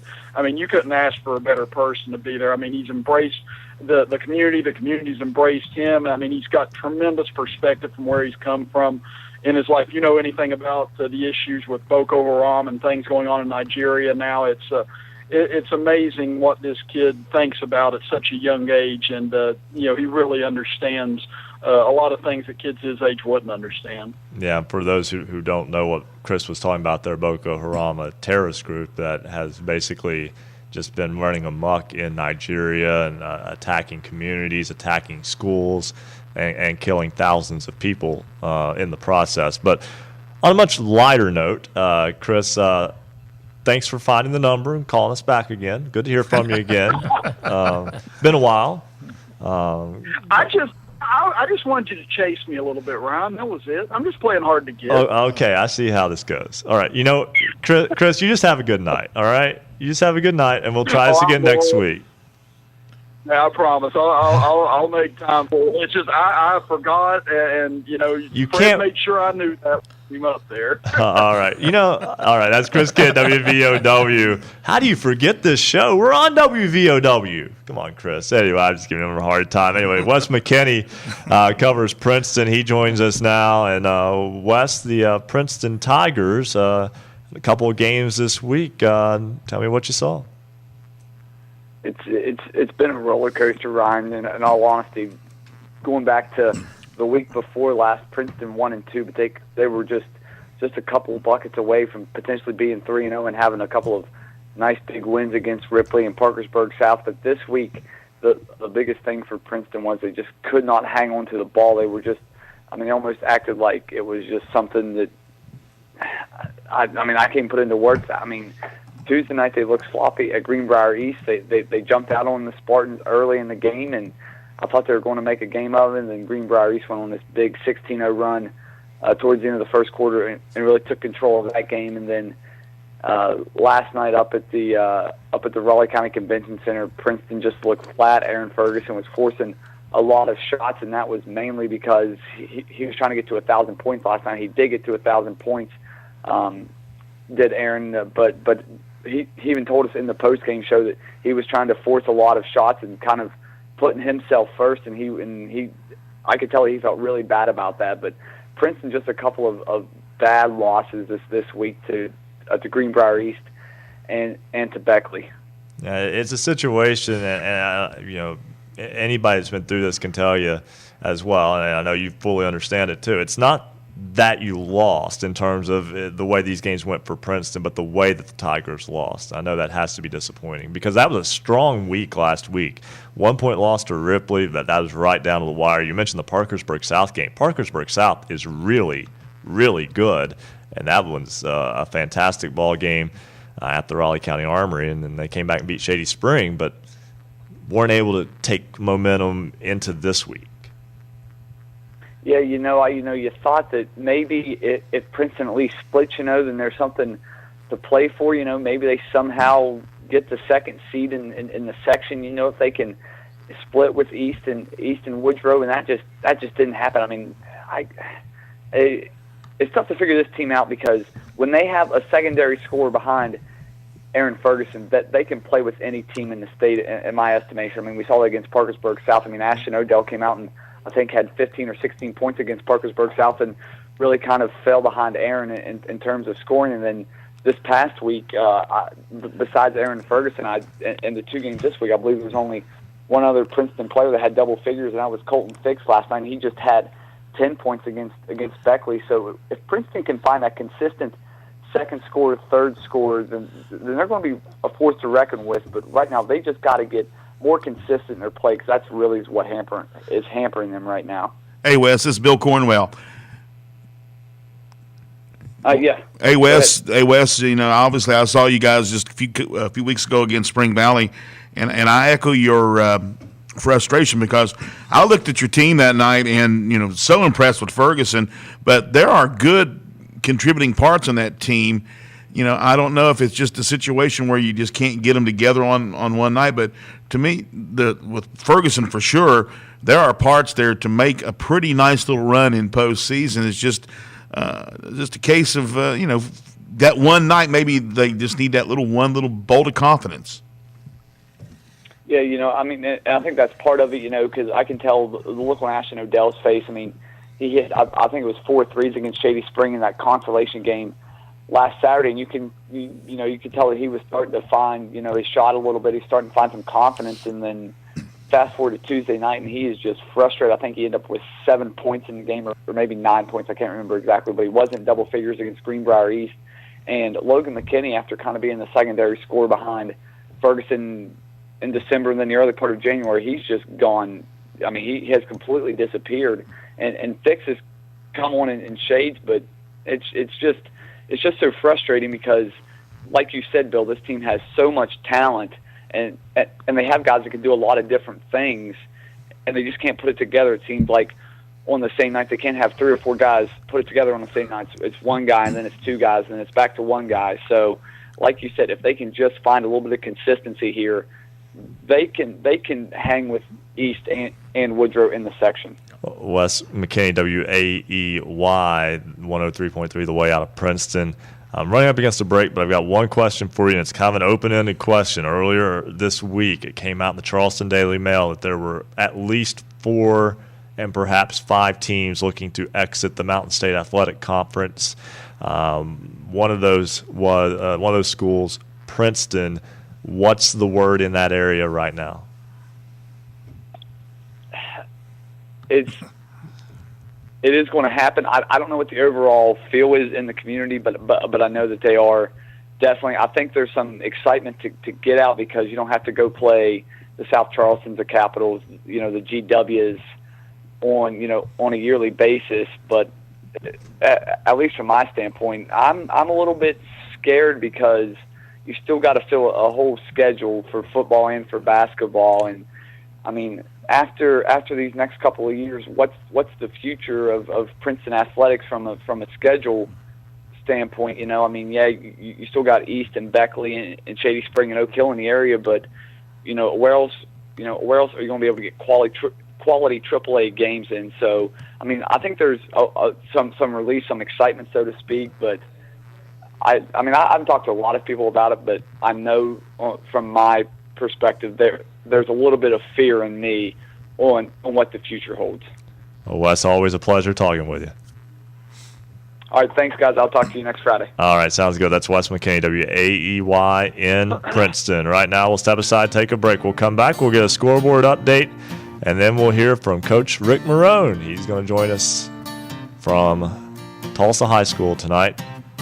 We'll talk about the Lady Rebels game against Herbert Hoover, and we'll just kind of bring him in as our another one of our hosts. That's when Basketball Friday Night in West Virginia continues halfway home here on the Fast Break Sports Network. Basketball Friday Night in West Virginia will return in 2 minutes on the Fast Break Sports Network.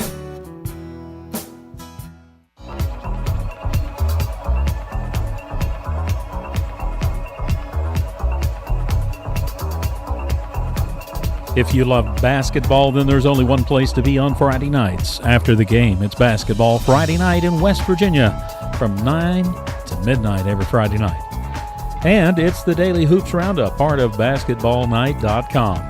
Every day, we recap the day's scores just for you on all the teams in West Virginia. We'll send followers a tweet at midnight with a link to the Daily Hoops Roundup. You can also visit BasketballNight.com and just click on Daily Hoops Roundup. We'd like you to become part of our score reporting crew during the week, too. Send us your team's scores by Twitter, text, or email, and we'll make that part of our Daily Hoops Roundup. We want you to become part of the Basketball Friday Night family. Check it out at BasketballNight.com, the Daily Hoops Roundup. Streaming video live from the studios at Marshall University, visit BasketballNight.com for video, audio, and the Basketball Friday Night Scoreboard. Watch our live high-definition video stream by going to BasketballNight.com.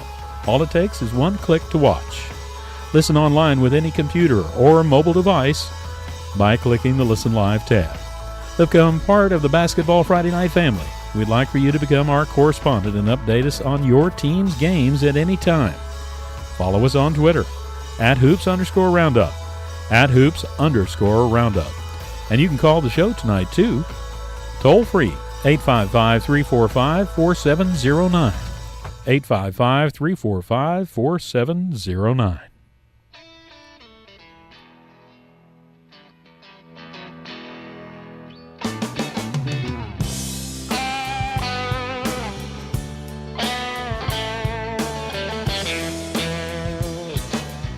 Stay up to date on your favorite teams. Check out BasketballNight.com. Now, back to Basketball Friday Night in West Virginia with Coach Rick Marrone, James Collier, and Ryan Epling.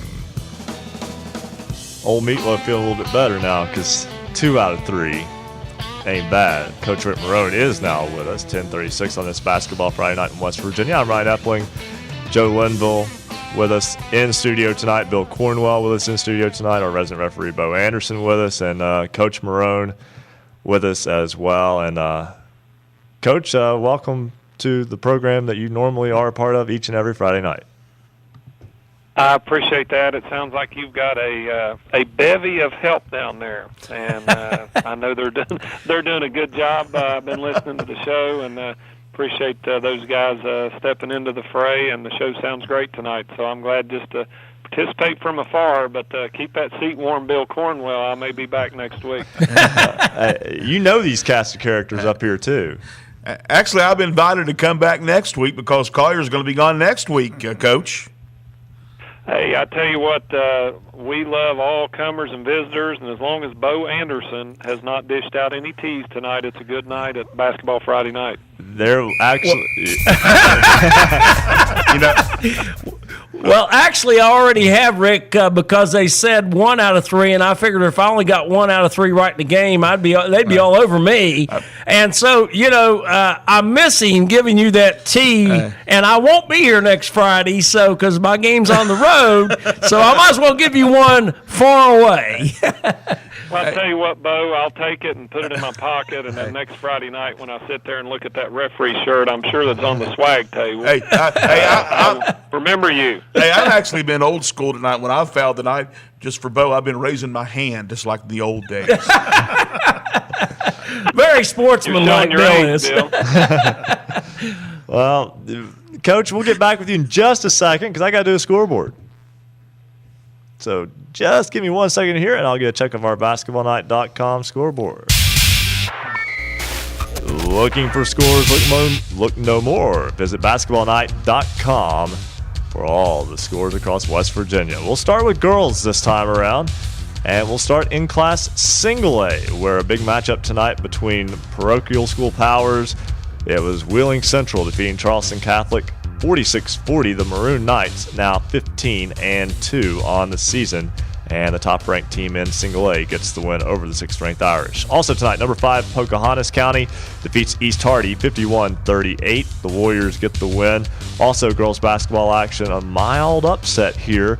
Riverview beats Class A number 9 Meadow Bridge 39-36. Class AA girls, game of the night was in Marion County, where it was Fairmont Senior defeating North Marion. That is a battle of two teams that are ranked in the top 3 of both the Coaches and Associated Press poll in varying orders, but nonetheless, it was Fairmont Senior getting the win, 56-55. The Polar Bears 15-2 now on the season. Summers County defeats Pikeview tonight, 55-47 in girls basketball action. Also in Class AA girls basketball, Lincoln defeats Grafton 75-42, and Herbert Hoover beats Tulsa 36-27. We'll talk with Coach Marrone about that one in just a moment. Also tonight, Class AAA, it was number 3 or number 4, depending upon which poll you prefer. Huntington defeating Cabell Midland 66-32. The Highlanders 16-2 now. South Charleston is 13-2 as the Black Eagles spoil senior night at the Wolves Den. They beat Spring Valley 57-52. Aaliyah Dunham 25 points in the win.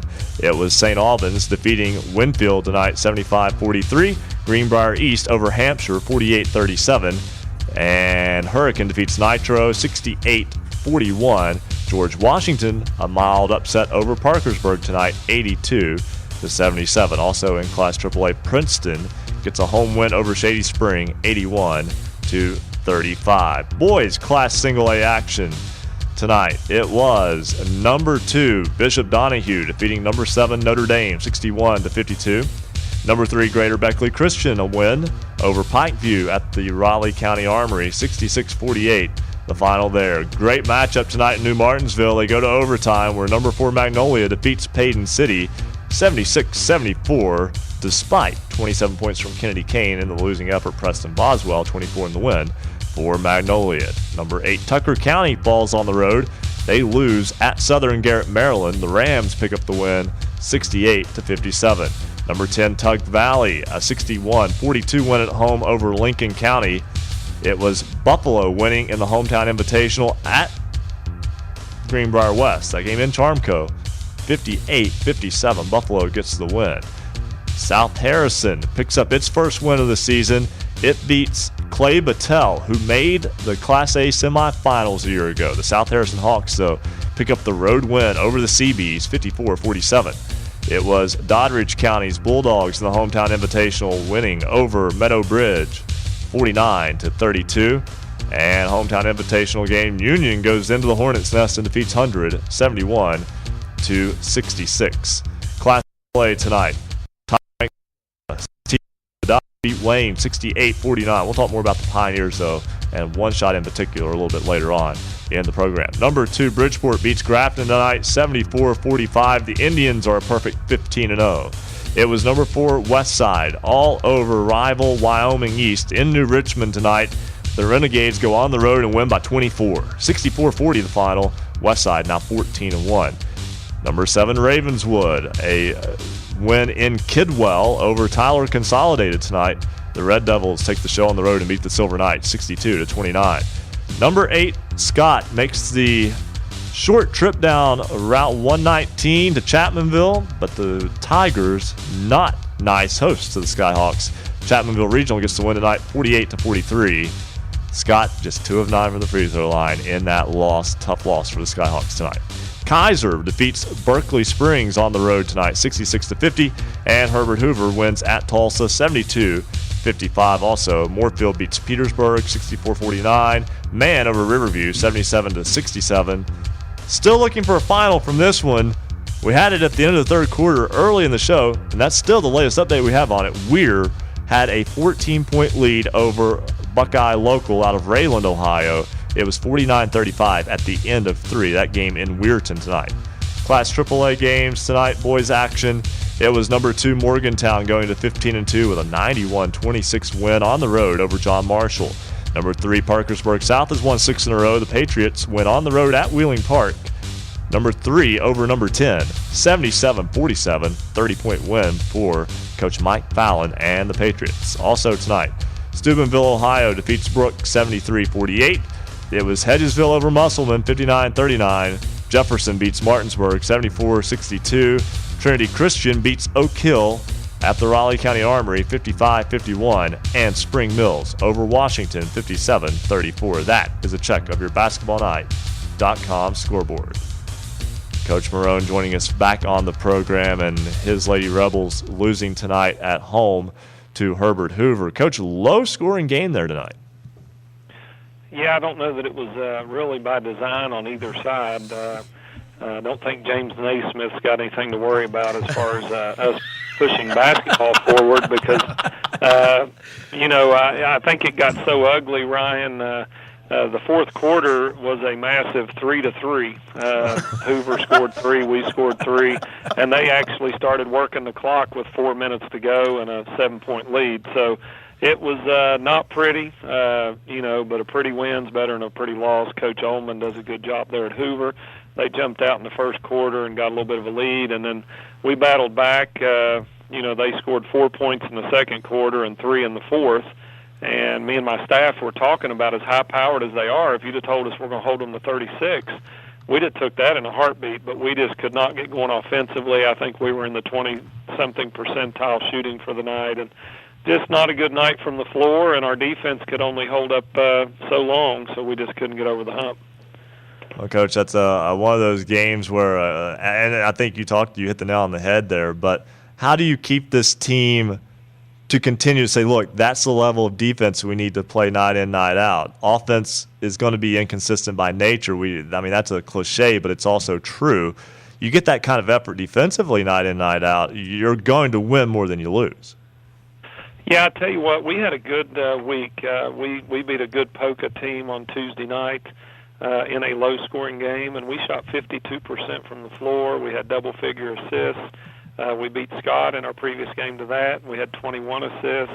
We have really been sharing the ball well. We've been shooting the ball well, but we got open looks tonight, and we just couldn't get it done. And when you hold teams in the 30s, you really should come out on top. But, again, we just couldn't get anything going consistently. We made one field goal in the fourth quarter. It was a three-pointer, and other than that, we struggled. We were 4 of 12 at the foul line. They were 6 of 12. So, again, no nets were in danger of becoming flammable tonight. Well, again, that's a tough loss. But now kind of broadening back out here, Coach, looking at some of those games that we went through there for you tonight, Poca and Bridgeport kind of seem to be on a collision course in AA. And Fairmont Senior's obviously in the mix. Westside is in the mix. And I think anybody from those two schools would have disagreed with me, but nonetheless, Bridgeport and Fairmont Senior are getting ready to play in Big Ten action coming up here soon. And when you were talking about teams that going undefeated last year, Robert C. Byrd and Washington were so close. Robert C. Byrd got to the finals, lost to Bluefield, and Bluefield handled Byrd in the championship game. Washington was undefeated, lost to Huntington in the semifinal round. Do teams maybe start to feel a little bit of that pressure? Because, again, I go back. It's been since 1987 when a boys basketball team in West Virginia in any classification last finished undefeated. I think it does. That's coming from a coaching perspective. I think, Poca, of course, is kind of the bell cow. Everybody's looking at Poca and then the field, but Poca has been dominant throughout the year. But I think as the season winds down, that can be a factor. I think the fact they were in the state finals last year, obviously that experience helps them. But when you're talking Bridgeport and Fairmont Senior and some of these teams, the West Side that has the weapons to maybe score with Poca, I think things can tighten up. And I don't think anybody wants to lose a game. But sometimes a loss in the regular season can pay big dividends later on in the season because that's a big burden to carry into the tournament. Fairmont Senior is 16-0. Poca is 16-0. Bridgeport is also undefeated. That's some this late in the season, you normally don't get three undefeated teams, especially when you're talking about Fairmont Senior and Bridgeport being in the same same conference, and they've got two games coming up here in the next 3 weeks, and that'll be able to kind of get some comparison on them. But, Coach, there's some AA. I think a lot of people kind of feel Polka might be the team, but it's definitely not cut and dry. No, it's not cut and dried. And you mentioned, RCB and some of these teams over the past few years that have kind of carried the burden, and I think that it's added pressure. I think that it can ratchet things up, and that's the kind of pressure you want as a coach. I mean, you'd love to have it, but I think it is pressure, and I think AA is as deep as any division, obviously, and I think it's going to be exciting to watch that play out because, you mentioned Bridgeport and Fairmont Senior. When you go south, you got West Side, you got Polka. I mean, it's really across the state. I think AA is just going to be a treat to watch. Should be a lot of fun. Coach, stick with us. We'll got to step aside right now and take a break. We'll have more of Basketball Friday Night in West Virginia when we come back here on the Fast Break Sports Network. Stay up to date on your favorite teams. Check out basketballnight.com now.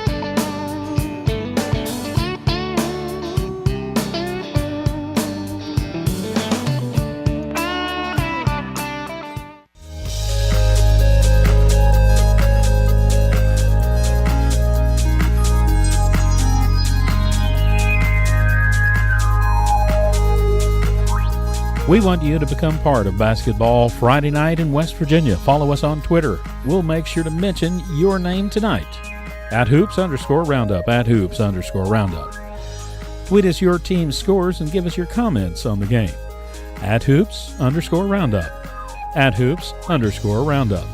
Big shout out to some of the people following us tonight and one of our latest new followers, Chip Harper. Also, Angelica, Donald Butcher, John, 100 High School, Sherry Camp, C. King, Hampshire Basketball, M. Torms, Michael Sheaves, J. Daniel Rollins, the Putnam Standard, Erica, a new follower tonight also, Braden Noon, Examiner Sports, Tucker Coach, Lonnie D. Wright, the new follower, John, and a whole host of others. Thank you so much for sending in scores and all your comments. We appreciate each and every one of you helping us bring all the latest scores to everyone throughout West Virginia on Basketball Friday Night in West Virginia. Streaming video live from the studios at Marshall University. Visit basketballnight.com for video, audio, and the Basketball Friday Night Scoreboard. Watch our live high-definition video stream by going to basketballnight.com. All it takes is just one click. Listen online with any computer or mobile device by clicking the Listen Live tab. Once again, become part of the Basketball Friday Night family. We'd like for you to become our correspondent and update us on your team's games. Follow us on Twitter @hoops_roundup, @hoops_roundup. Basketball Friday Night in West Virginia.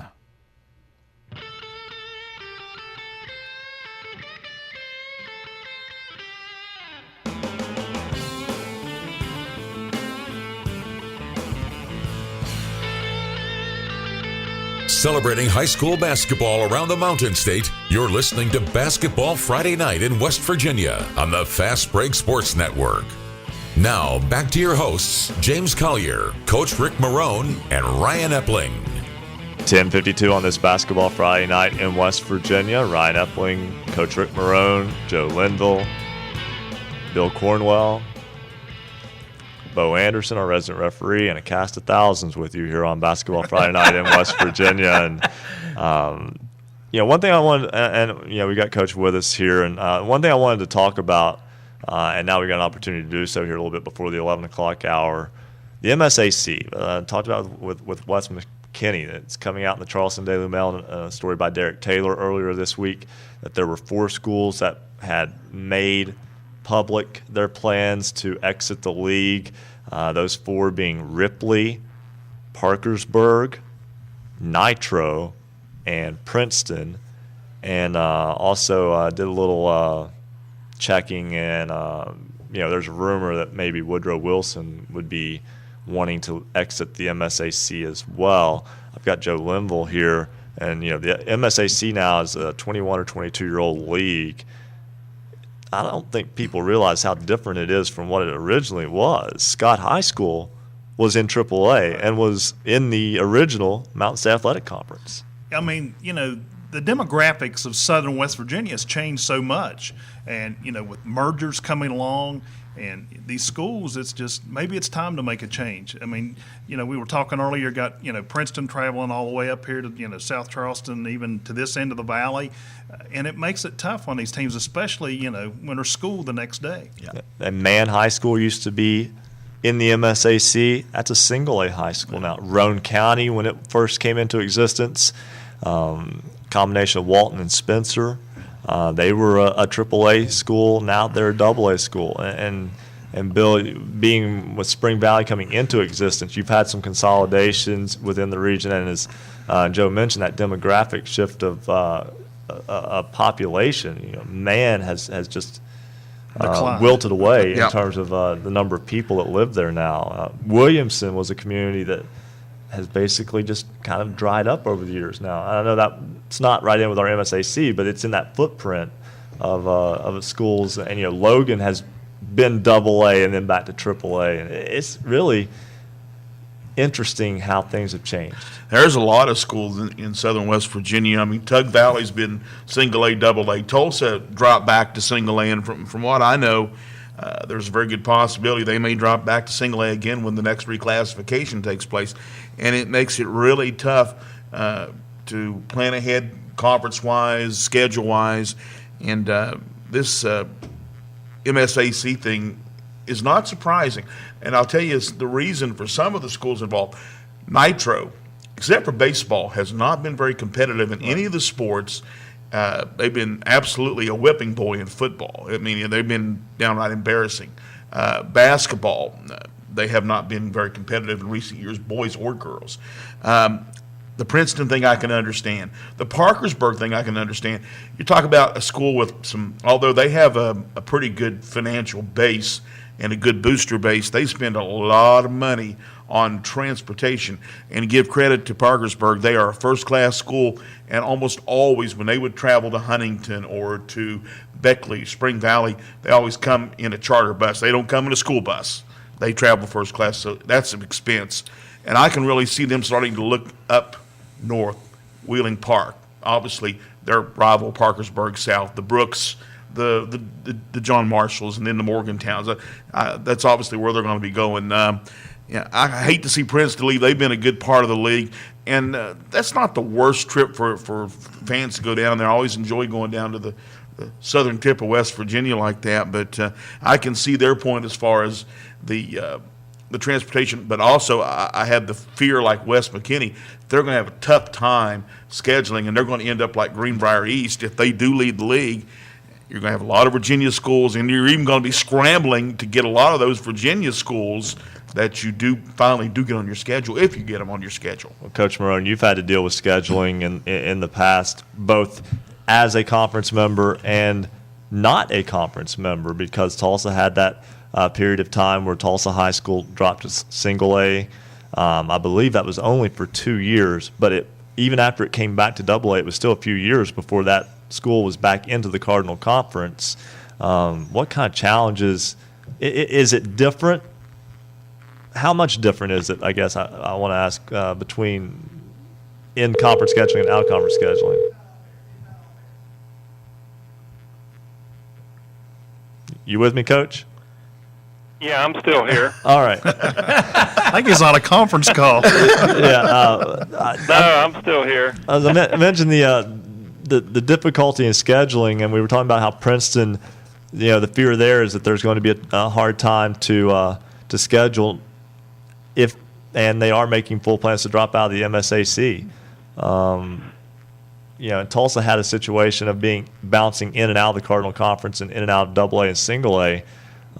It's a different comparison, but still, how difficult can that be? Well, again, referring back to me, football's the sport to look at. To be honest with you, when we were independent, we had a really full basketball schedule. We had some rivalries, Ryan, that we actually had to do away with. I mean, we had teams that we had developed great traditions with, great rivalries, and because we had 14 league games, we had to drop them. Football, on the other hand, scheduling's a nightmare. Our football team was traveling 3 and 4 hours up into Ohio trying to get football games. So the 7 games they have in the league really freed up their football schedule to not have to worry about filling games. But for basketball, I can't speak for the other sports, the quote minor sports, but I know for us, it was not a big transition. And to be honest, I don't know what anybody else thinks about this. I've been listening to the show the latter half, but revenue comes into this. I mean, I don't think there's any question that money's involved. To be honest with you, if you're going to Princeton or you're going somewhere on a school night for a basketball game, I don't know how many Spring Valley fans are making that 3-hour trip down there, probably a handful of parents. That's it. Whereas if you're playing a rivalry game closer to home, you're going to bring in more ticket sales and more revenue. Yeah. I'll tell you, as a college student who did the radio for Spring Valley one year, it was challenging even with that and not having to necessarily be at school at 8 o'clock in the next morning. But, well, you know, sometimes it's a long road to Princeton or somewhere like that, and you would pass Huntington High and not even play them. It was just a strange situation with how the MSAC was, especially for football. But we'll talk much more about all this in just a moment. Right now, we're going to step aside and we're going to take a break. When we come back, we'll have a check of our scoreboard. We'll also have our standout athlete of the week. Have a little package on him, and we'll also have him on the program as well as basketball night in West Virginia continues here on the Fast Break Sports Network. Basketball Friday Night in West Virginia will return in 2 minutes on the Fast Break Sports Network.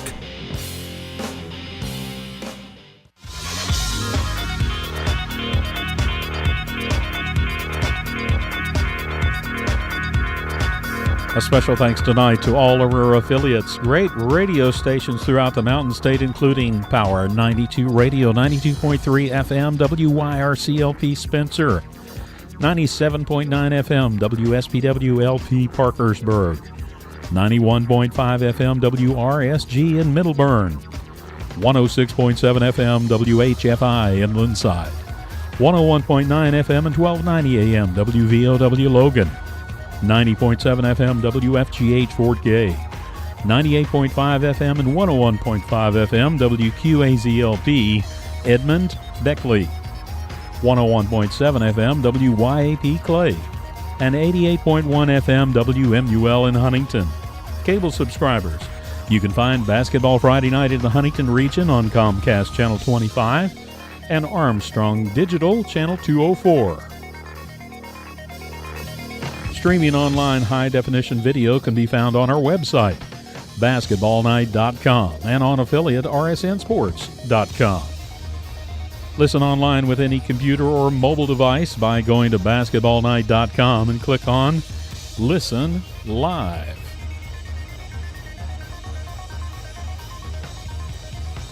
Mackenzie Barker, Clay County Lady Panthers, Jared West, Notre Dame Fighting Irish, Jadarian Wade, Parkersburg Big Reds, Gage Wicks, Williamstown Yellow Jackets, Gavin Nichols, Clay County Panthers, Elijah Cuffey, Polka Dots, Cody Monroe, Parkersburg South Patriots. What they have in common, they were selected by Basketball Friday Night as the standout athlete of the week.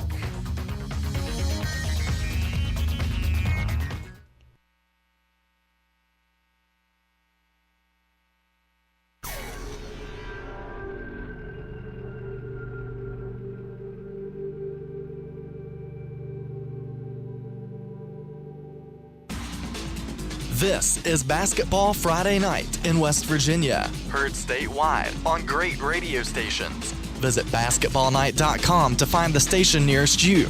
Get all the scores all the time at basketballnight.com or on Twitter at @hoops_roundup. Now back to Basketball Friday Night in West Virginia with James Collier, Rick Marrone, and Ryan Epling. Standing at 6'2" out of Parkersburg South High School, senior point guard Cody Monroe not only dazzles fans with his on-the-court play, but also with his demeanor off the court. He is this week's Basketball Friday Night Standout Athlete of the Week. Parkersburg South Principal Tim McCartney says Monroe has the ability to bring the intense focus not only in games, but also in the classroom. He's an A student in everything he does.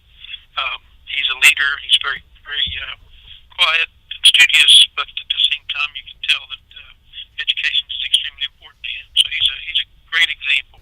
Cody not only has a 4.25 GPA, he is Parkersburg South's all-time school leader in assists, putting the team first in team leader. Principal McCartney says Coach Fallon and his team have done a tremendous job representing the school. These kids represent our community well. They are very good representatives, good ambassadors to our school no matter where they go or where they are. And all of them are great contributors academically. They play well together. They enjoy playing. They all give it their best shot. And I don't mean literally, but I mean they work as best they can. Cody is involved with Anna's Army, which brings awareness to a young lady, Anna Gordon, who suffers from a rare disease that attacks the nervous and muscular systems called Friedreich's ataxia. Principal McCartney says the team and Cody make an effort to support such a cause. They're all involved, and they are very quick to whether wear pink socks or wear pink shirt. They are all very much involved in Anna's Army. And I think it's really neat how other teams will come, like when Wheeling Park came down, got their pink shirts, and I think they even made a contribution. Yeah, he's very much involved in, and anything like that in the school that's classy, high quality, very selfless. You'll find Cody involved in that. Cody Monroe is not just a student athlete, but a caring individual, quiet but focused, whether it's on or off the court. Cody tries to hit nothing but net in his everyday life. For Basketball Friday Night in West Virginia, I'm special correspondent Andrew Harrison. Thank you very much, Andrew, as our Basketball Friday Night in West Virginia Standout Athlete of the Week, Cody Monroe, joins us now on the program. Cody, congratulations. Thank you. Thank you for having me. Your team now on a 6-game winning streak, a big win, 30-point win tonight over Wheeling Park. Tell me about that ball game tonight. We did great. We had a great start, and our depth really helped us win that one, I think.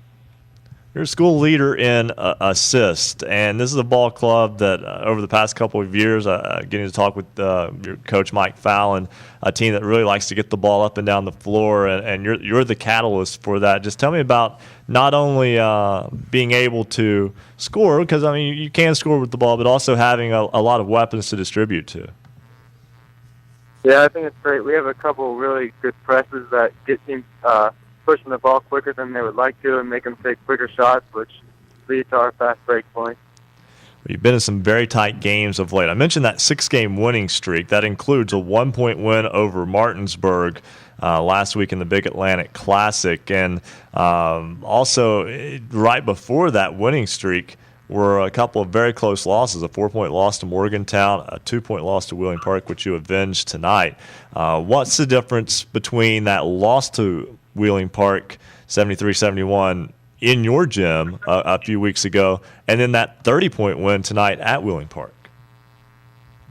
Well, I think we got after him a lot more tonight. We started off in the press from the very beginning, and we never got out of it until about the mid-third quarter, and I think that really helped us out. Tell me about Anna Gordon.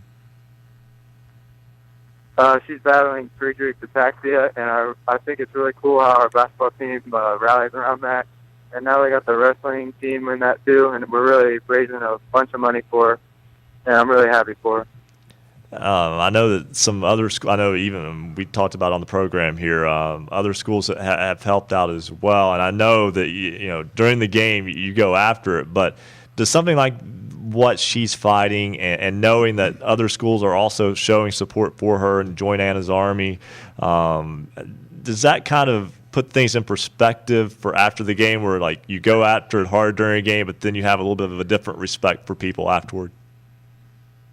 Yeah, it does. It's cool being in the game and there'll be a dead ball or something and the other team will ask us why we're wearing purple shoes or why Coach Fallon's wearing the bracelets during the game. And Coach Fallon does a great job of spreading the word to all the referees for wherever we go and the opposing coaches. I think it's great. Well, Cody Monroe, congratulations on being our standout athlete of the week. Congratulations on a 6-game winning streak. And got to see you play in Charleston last year. Wish you the best of luck getting back there again this year.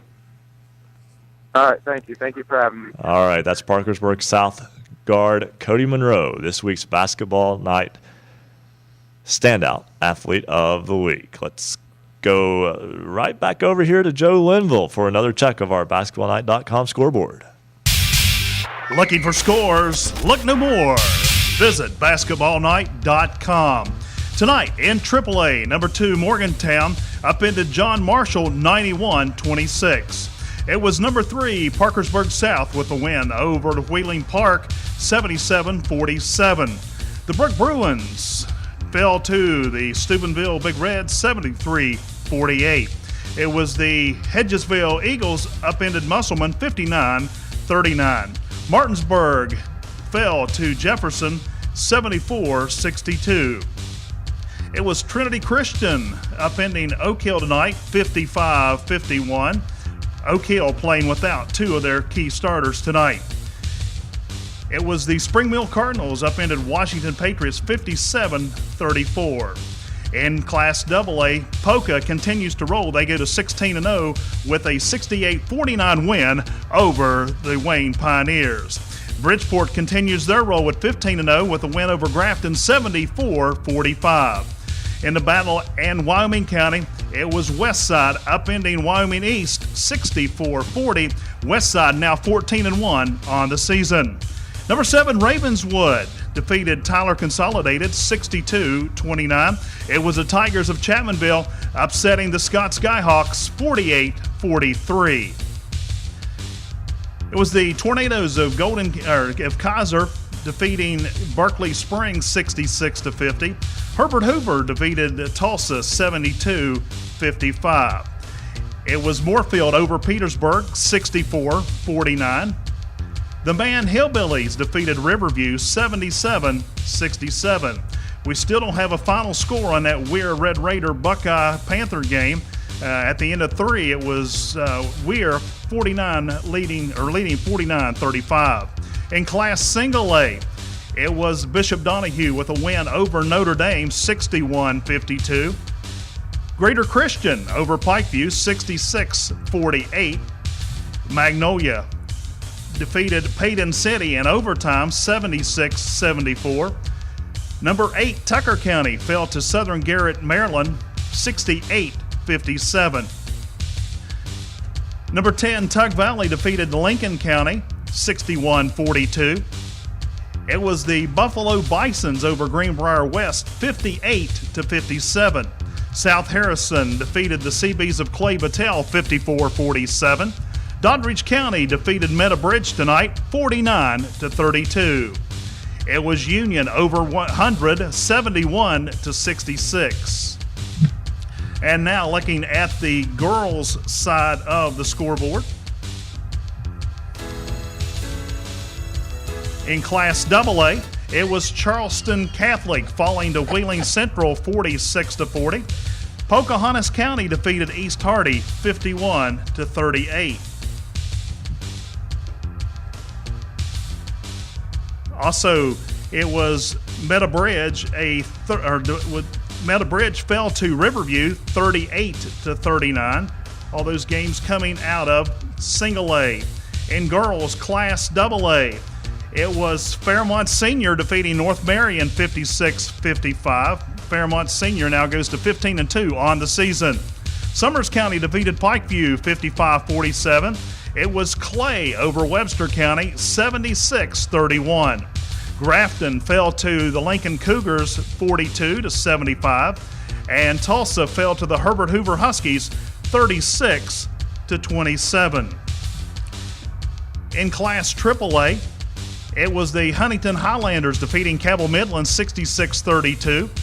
South Charleston defeated Spring Valley 57-52. It was the St. Albans Red Dragons with a win over Winfield 75-43. Greenbrier East defeated Hampshire 48-37. Parkersburg Big Reds fell to George Washington 77-82. And in the Battle of the Tigers tonight, it was Shady Springs falling to the Princeton Tigers 81-35. And that's a look at your basketballnight.com scoreboard. Thank you very much, Joe. Again, 11:13 on this Friday night. Basketball Friday night in West Virginia. I think we should just go ahead and take a break now. That way when we get to J.D. Rollins and we talk about the Wyoming County battle, we have a little more time to talk with him. I think we'll do that. And, again, big win tonight for Westside. making that game not close, but that doesn't mean it didn't mean anything. Big win tonight for the Renegades. We'll talk with J.D. Rollins in just a moment. Coach Rick Marrone will be back with us as well when Basketball Friday Night in West Virginia continues here on the Fast Break Sports Network. Basketball Friday Night in West Virginia will return in 2 minutes on the Fast Break Sports Network.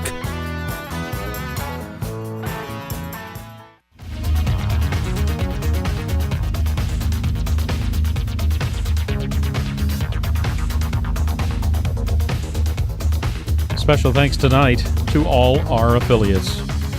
You can listen throughout the Mountain State on great radio stations, including Power 92 Radio, 92.3 FM, WYRC in Spencer, 97.9 FM, WSBW-LP in Parkersburg, 91.5 FM, WRSG in Middleburn, 106.7 FM, WHFI Linside, 101.9 FM and 1290 AM, WVOW Logan, 90.7 FM, WFGH Fort Gay, 98.5 FM and 101.5 FM, WQAZ Edmond, Beckley, 101.7 FM, WYAP LP Clay, and 88.1 FM, WMUL Huntington.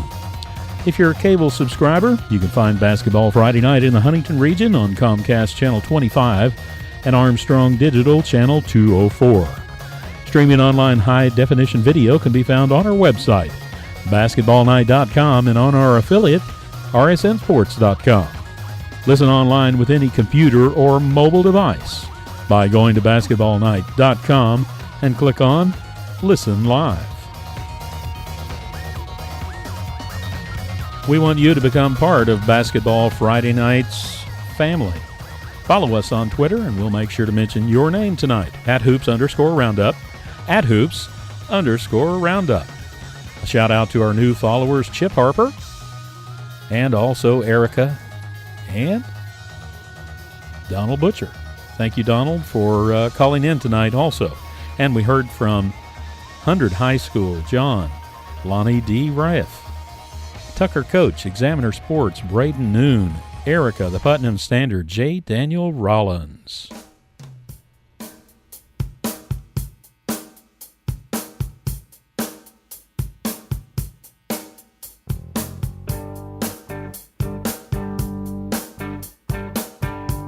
Stay up to date on your favorite teams. Check out basketballnight.com. Now, back to Basketball Friday Night in West Virginia with Coach Rick Marrone, James Collier, and Ryan Epling. It's 11:16 on this Basketball Friday Night in West Virginia. Full slate of games. A lot of rivalry games were played again tonight. It wasn't quite the rivalry Friday that we had a few weeks ago in terms of the sheer number of them, but that didn't mean that there weren't still some big ones. And one of the big ones tonight in terms of rivalries was the third installment of this year's battle for Wyoming County. West Side beats Wyoming East in New Richmond tonight, 64-40. J.D. Rollins of the Beckley Register Herald was there. And J.D., West Side seems to be, if anything, putting some distance between themselves and Wyoming East in these ball games of late. Yeah, I mean, there's really not much doubt about it. It seems like that balance of power in Wyoming County has switched a little bit to the western side, especially this year. And I mean, I really don't know what else you would expect. You have a loaded and veteran West Side team and a young, inexperienced Wyoming East team, guys that played mostly JV over the last couple of years. And when you're going up against guys like Justin Koger and Will Fox and Justin Kennedale, and 3 times this season, it's a tough battle. You're not going to face a tougher competition than that right now. Well, even in a night such as tonight, I mean, West Side ran out to a 33-12 halftime lead, and as we mentioned, they've pretty much at this point proved to be the better basketball team. But we've seen this too often where things can happen in the postseason nonetheless, and often do. But I want to talk with you. We talked a little bit about the rivalry before, but I don't think that I did a good job of explaining why your perspective would be a little bit different. You're not from Southern West Virginia. You're from Ohio, correct? Well, I'm actually from Southern West Virginia originally. Okay, so I graduated from Independence. There we go. And I went to Ohio State, lived in Columbus for some time, so I know a little bit, being a Buckeye, I know a little bit about some rivalries. This is a good one, man. This is, I tweeted out earlier today, if you think the basketball rivalry is intense, you should see the cheerleaders. I mean, these schools just don't get along, and man, this is an intense rivalry. You know, I've seen a lot of rivalry games. I've seen the Woodrows and Greenbrier Easts and the Independence Shady games. They're always intense, but there's nothing quite like this. And you know, I don't really remember much about when there were more teams in Wyoming County. But you know, now that it's consolidated down to just 2 teams, there's a lot of tradition, a lot of history on the line, and yeah, a lot of guys just plain don't like each other. And it looks like that tonight. I mean, Westside just jumped out early, and there was nothing that Wyoming could have done to stop Westside tonight. I mean, Herbie Brooks was sitting on the baseline there, and you know, Herbie, a Mullins legend and a West Virginia legend. I don't know if Herbie had any eligibility left, but Roy Chapman was there just to mess it up a little bit. I'll tell you guys, Wyoming East isn't a bad basketball team. Nick Cook said to me tonight, throw that record out the window. They're looking at 7-9.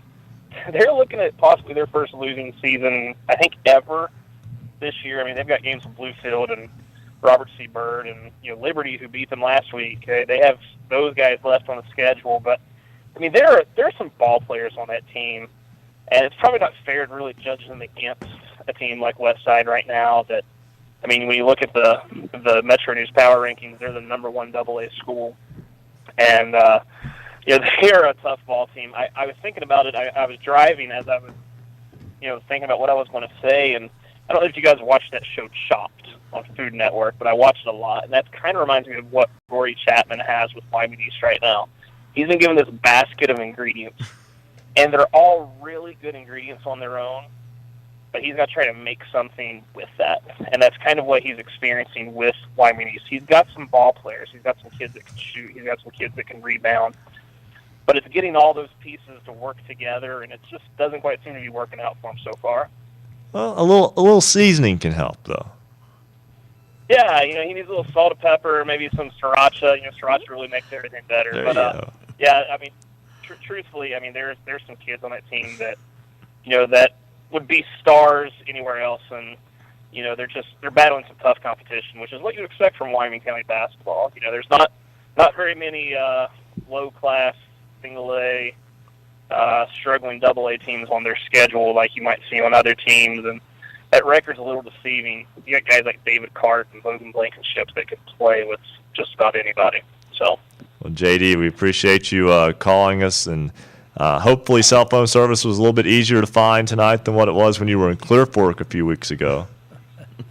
I'm actually in Beckley There right you now, go. sitting on the side of the road. So I'm about to grab some dinner at almost 11:30, which is par for the course for a sports writer. So. Yeah, these are sports writer and sports broadcasting hours. Yeah, JD, always a pleasure though, and take it easy and have a good meal tonight. All right, thanks, man. Thank God for Taco Bell. There you go. 24 drive. JD, right. We'll bring Coach Rick Marrone back with us, and you know, speaking of fast food and Coach Marrone, the hospitality at Tulsa, by the way, is second to none. Did you roll out the food tray tonight with Herbert Hoover bringing both its boys and girls basketball teams in there? Well, the food tray was rolled out. It was actually our senior night tonight. Oh. So we had a dinner after the game, and I got my stomach rather full before I came in to talk to you guys. I know Bill and those guys probably love me sharing that with you, but a lot of home-cooked meal and enjoyed. We only had the one senior tonight, Carrie LaHoda, playing her last game here at home. She's had a great career. And Ryan, I know you've been around basketball a long time in this area, and it is the fourth and final installment of the LaHoda. That was my next question. She is the last one, correct? But that is correct. She's done a great job. She has three older sisters, two twins, and then the oldest one, Katie, and they have really been a cornerstone of our program over the last probably 9 or 10 years, to be honest, and their mom's a great help to us with the program. And Carrie unfortunately couldn't get a win here tonight for her, but she's had a great career, really stepped up this year, averaging double figures, and a great kid. So she was the lone senior tonight, but Ryan, to answer your question, it did slow down the hospitality room. There was a ton of food out there, and I was thinking about you guys all the way. And now our resident referee is wondering why he was in such a big hurry to come back up here. Yeah, I wasn't invited to that, so you just got 2 technicals tonight instead of 1. Hey, Ryan, I think something that folks don't know, me and Bo got a long history. We actually went head-to-head in high school. He was a year older than me. Yes, you did. And I actually guarded the resident referee in live high school basketball action.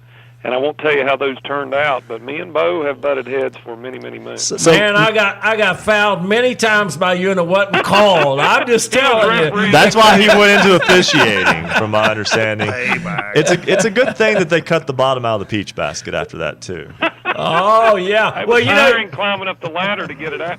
Well, the previous guy mentioned Herbie Brooks, and that's actually who I played against in high school, and a state championship game was Herbie Brooks. So it brings back a little bit of memories. He actually went to Mullins, and then went on to play at WVU. Was a very good player, and I haven't seen him. I've seen their coach because he's at some of the games sometimes when I go down that area and Coach work. Knuckles, right? But Marrone has found me many times. I've still got marks, I think. My marks are inside, Bo. I've been scarred emotionally. But Bo, as an observer of both of you at that time, I just know you were really pesky. You were a pesky player. I've been fortunate over the years to get to watch a lot of Coach Marrone's teams over the years, and I know that when he had some of his better teams, they harassed the point guard endlessly.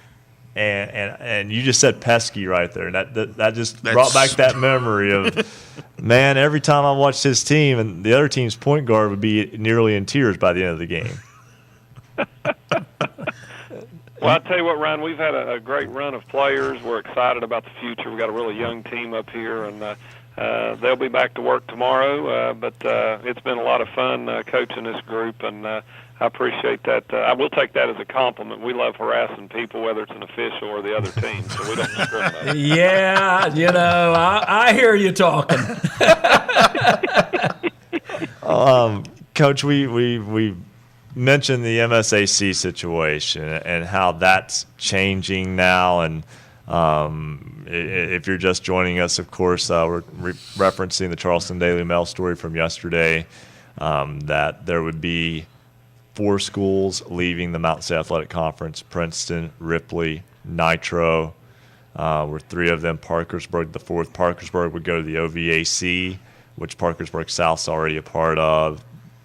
Brooke, John Marshall, basically the schools that are up the Ohio River there. Also, Morgantown and University are in the OVAC as well. And I wanted to go back to a game that we talked about a little bit earlier, and jumping back to girls basketball.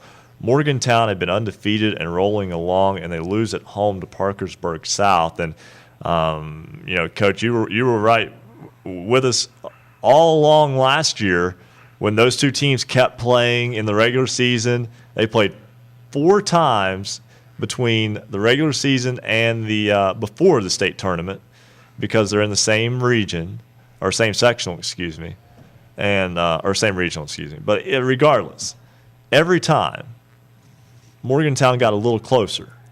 Morgantown got a little closer, and then in the championship game, Morgantown got the win. Well, this year, Morgantown beat Parkersburg South pretty soundly in Parkersburg, and then less than a week later, Parkersburg South goes to Morgantown and hands the Mohegans their first defeat. Coach, I got to say, I think it's safe to say now that every class has 4 teams that can win it. I agree. I agree fully. I think the AAA, there's some depth there. I think there's some teams that are getting hot at the right time of year, and those are obviously the 2 marquee programs are Morgantown and Park South. And Park South is kind of, they're the champion that got dethroned. They won the championship year before last in dominating fashion, and they hammered Logan pretty good in the finals, and then they turned around last year. And to be honest, I was at that game. I think a lot of people there thought it was going to be business as usual. They thought South would take care of Morgantown, and Coach White did a great job and a great game plan, and they executed it to a T. So they kind of took away what South had, and now South is the challenger again. I think it's a great back and forth between those two, but I tell you, I wouldn't sell anybody short. You've got a lot of teams across the state in AAA that I think have some depth there, and I agree with you. There's at least 4 teams that are legitimate contenders. I think AA is the deepest of the 3. It's going to be exciting. You've kind of got the old guard in AA. You've got the changing of the guard in Wyoming County with Wyoming East emerging and West Side kind of waning in girls basketball. And single A, I think, Ryan, St. Joe is probably still your favorite at this point, but I think the field has caught up much closer than they have in the past. Now, they're not the juggernaut that they've been in recent years. They've lost a lot of their talent, but I will give Coach Shannon Lewis credit. They've gone out and played a tough schedule this year, played a lot of out-of-state schools, so it's a little hard to judge, but we know that they are so tough when it comes to postseason. They just find a way to get it done year after year after year. Yeah, I think the depth there, I think single A, it would be St. Joe, I would think, would be your favorite, and obviously you've won 6 straight championships. You're going to be the one that people are looking at. Right. But I think that there could be some dark horses there. You know, Wheeling Central and some of those teams could challenge. And again, AA, I know we talk about it on the program almost on a weekly basis. I just am so excited about it, both in girls and boys. But the girls' side in AA, I think, is very intriguing. I'll tell you what, right now we've got to step aside and take a break. And, Coach, before we take a break, and since you're hanging out at the school there just to talk with us, we'll give you a final thought for you on the night, and then we'll turn you loose for the evening. Well, I appreciate that. Final thought for me is just that the playoffs are around the corner. I know in girls basketball, believe it or not, sectional tournament play starts 2 weeks from Monday. It's hard to believe, but the 23rd of February is the start of postseason play in girls basketball. Boys will be the following week. So we are not getting ready to start the home stretch, Ryan. We are dead in the home stretch, and teams are going one direction or the other. So if you're riding a horse that's running downhill and heading towards the finish, it's exciting. And if you're searching for answers this late in the year, you're probably still going to be searching in a couple of weeks. So you guys are doing a great job. I've enjoyed listening to the show. I thank you all for letting me join you tonight, and you guys have a great rest of the show. All right, thanks, Coach, and we'll see you again next week. See you guys later. That's Coach Rick Marrone of the Tulsa Lady Rebels. They fell tonight to Herbert Hoover. We'll step aside, take a break. James Collier joins us from Charleston, South Carolina. That's after we come back here on Basketball Friday Night in West Virginia on the Fast Break Sports Network. Basketball Friday Night in West Virginia will return in 2 minutes on the Fast Break Sports Network.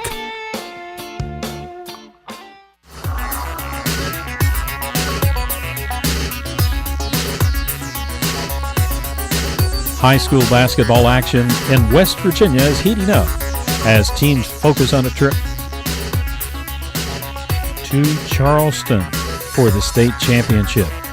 Stay up to date with your local team and its progress all season long with Basketball Friday Night in West Virginia for 3 hours every Friday night from 9 to midnight.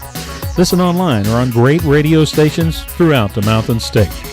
Hear sports writers, broadcasters, coaches, players, and your calls recapping your team's game. Visit basketballnight.com for more details on how you can become part of the show. We'd like for you to follow us on Twitter at @hoops_roundup. At @hoops_roundup. Check out the Daily Hoops Roundup, which is also part of basketballnight.com.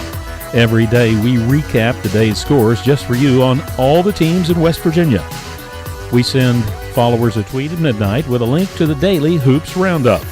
You can also visit basketballnight.com and just click on Daily Hoops Roundup. We'd like for you to help us with all the score reporting too. Send us your team's scores by Twitter, text, or email, and we'll make that part of our Daily Hoops Roundup. We want you to become part of Basketball Friday Night's family. Check it out, basketballfridaynight.com, the Daily Hoops Roundup. Join us on the phone tonight. Call toll-free, 855-345-4709, 855-345-4709. Once again, follow us on Twitter @hoops_roundup. @hoops_roundup. Basketball Friday night in West Virginia.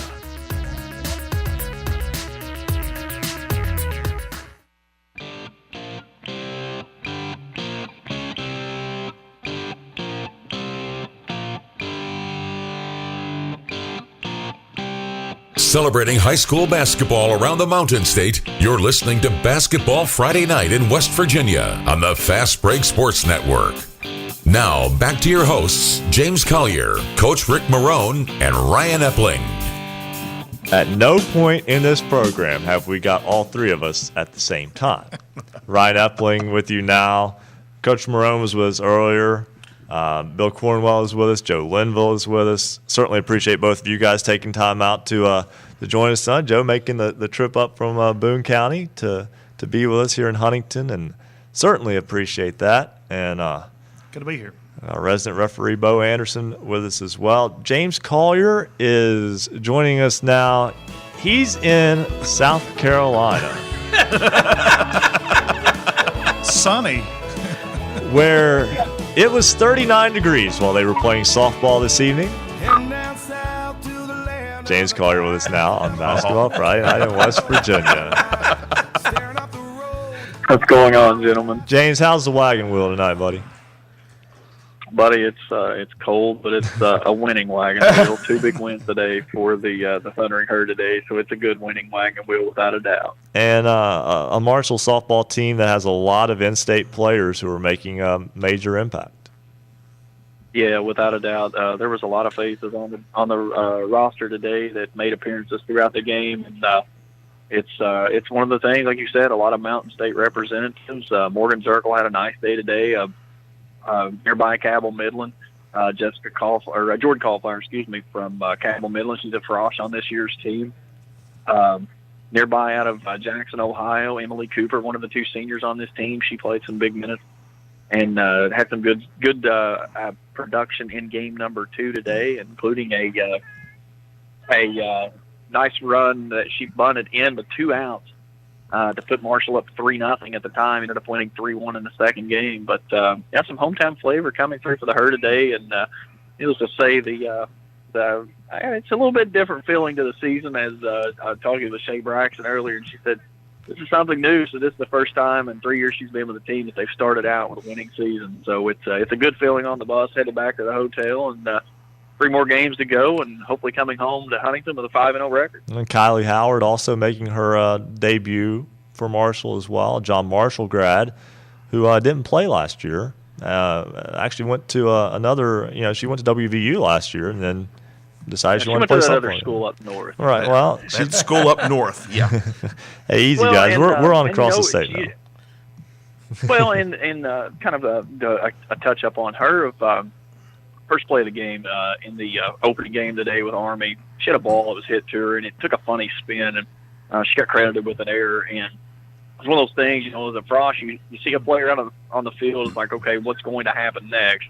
And Marshall found himself in a little bit of a predicament that first inning out, and then a ground ball that Brittany Fowler, the pitcher that started today in game number 1, right back to her.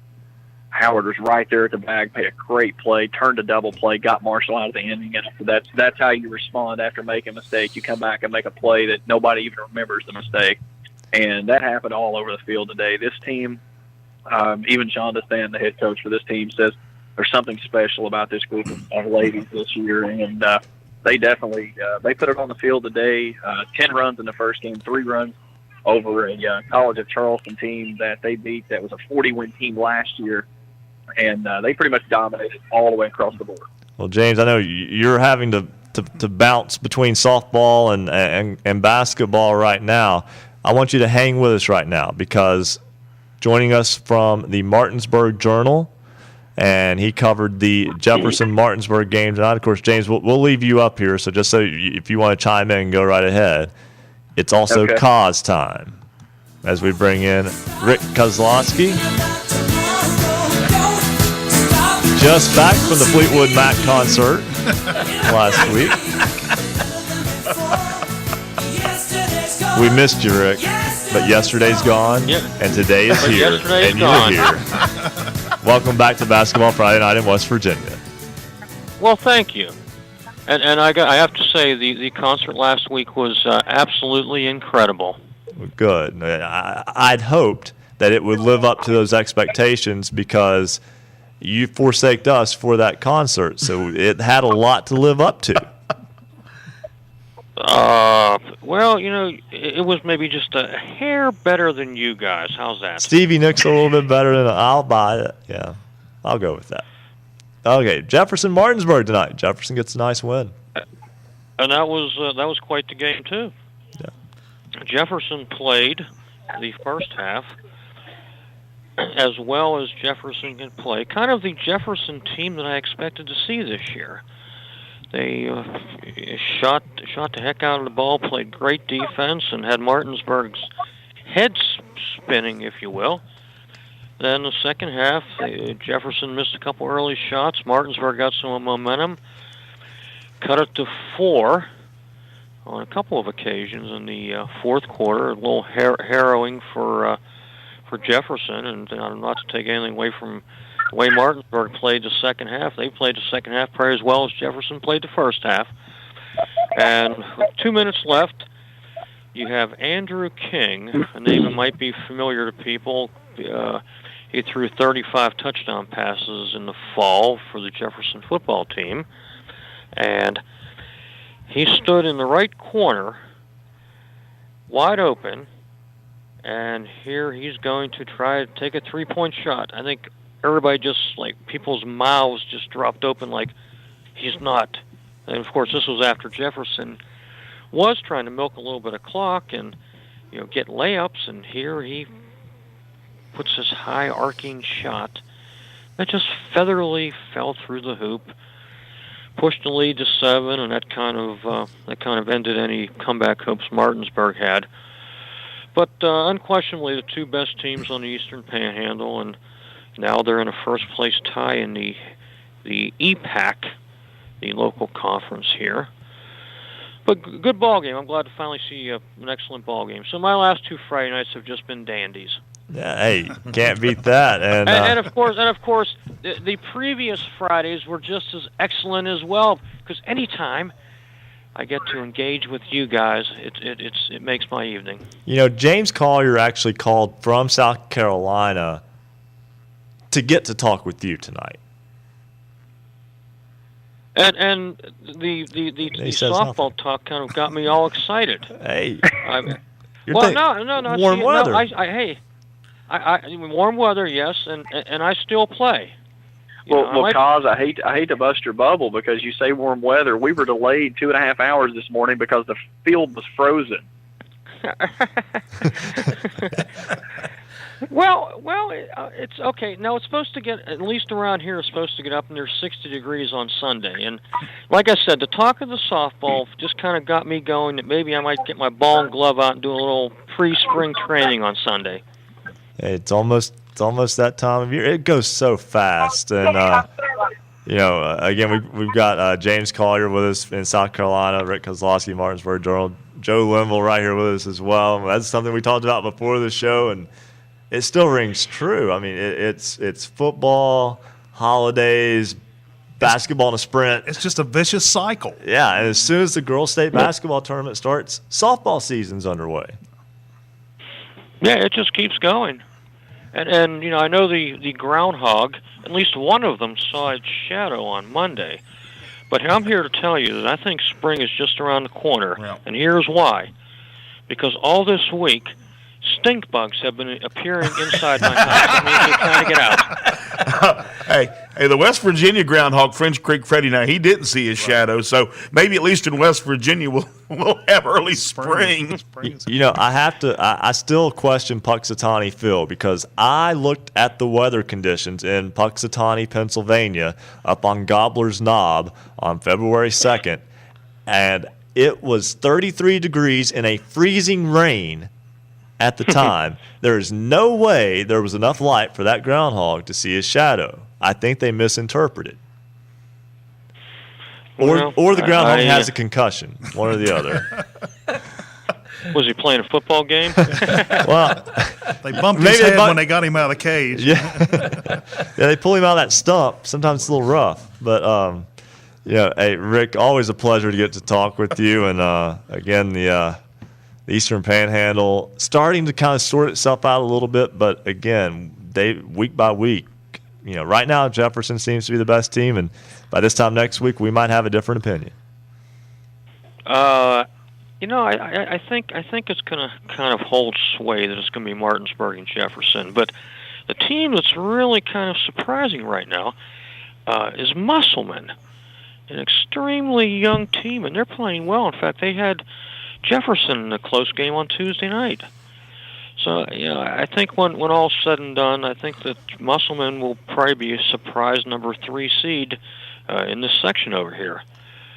When I say surprise, I don't think anybody would have expected a great deal out of Musselman going into this season after losing a 20-point scorer in Trayvon Wesco and another kid who was around 16, 17, Tommy Hargroves. So it's a whole new makeup there, and as season's kind of going along, they're kind of coming along. So it's kind of interesting. Yeah.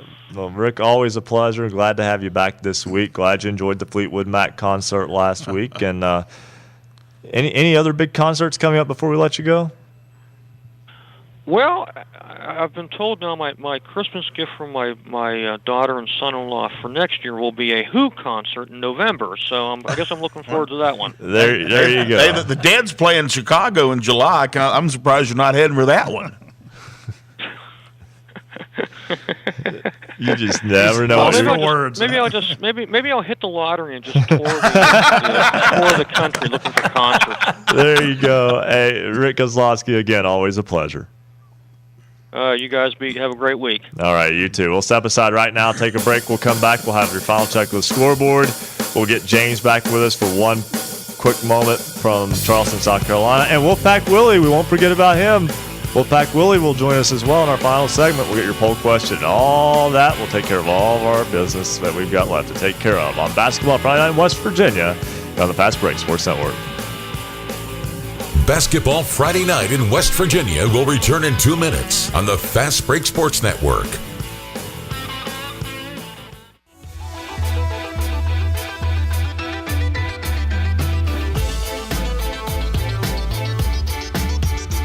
Special thanks tonight to all our affiliates. You can listen to Basketball Friday Night in West Virginia on great radio stations throughout the Mountain State, including Power 92 Radio, 92.3 FM WYRC, LP in Spencer, 97.9 FM WSBW LP in Parkersburg, 91.5 FM WRSG Middleburg, 106.7 FM WHFI Linside, 101.9 FM and 1290 AM WVOW Logan, 90.7 FM WFGH Fort Gay, 98.5 FM and 101.5 FM WQAZLP Edmond, Beckley, 101.7 FM WYAPLP Clay, 88.1 FM WMUL in Huntington.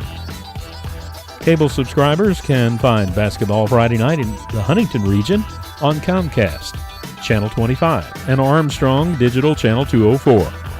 Streaming online high-definition video can be found on our website, basketballnight.com, and on affiliate, rsnsports.com. Listen online with any computer or mobile device by going to basketballnight.com and click on Listen Live. Thanks for joining us, and thanks for being part of the show tonight. We appreciate everybody sending us scores, and you can join us on Twitter, send us scores, or you can get scores from us. Follow us on Twitter at @hoops_roundup, at @hoops_roundup. Thanks to all our new followers, too, tonight. We appreciate each and every one of you. This is Basketball Friday Night in West Virginia.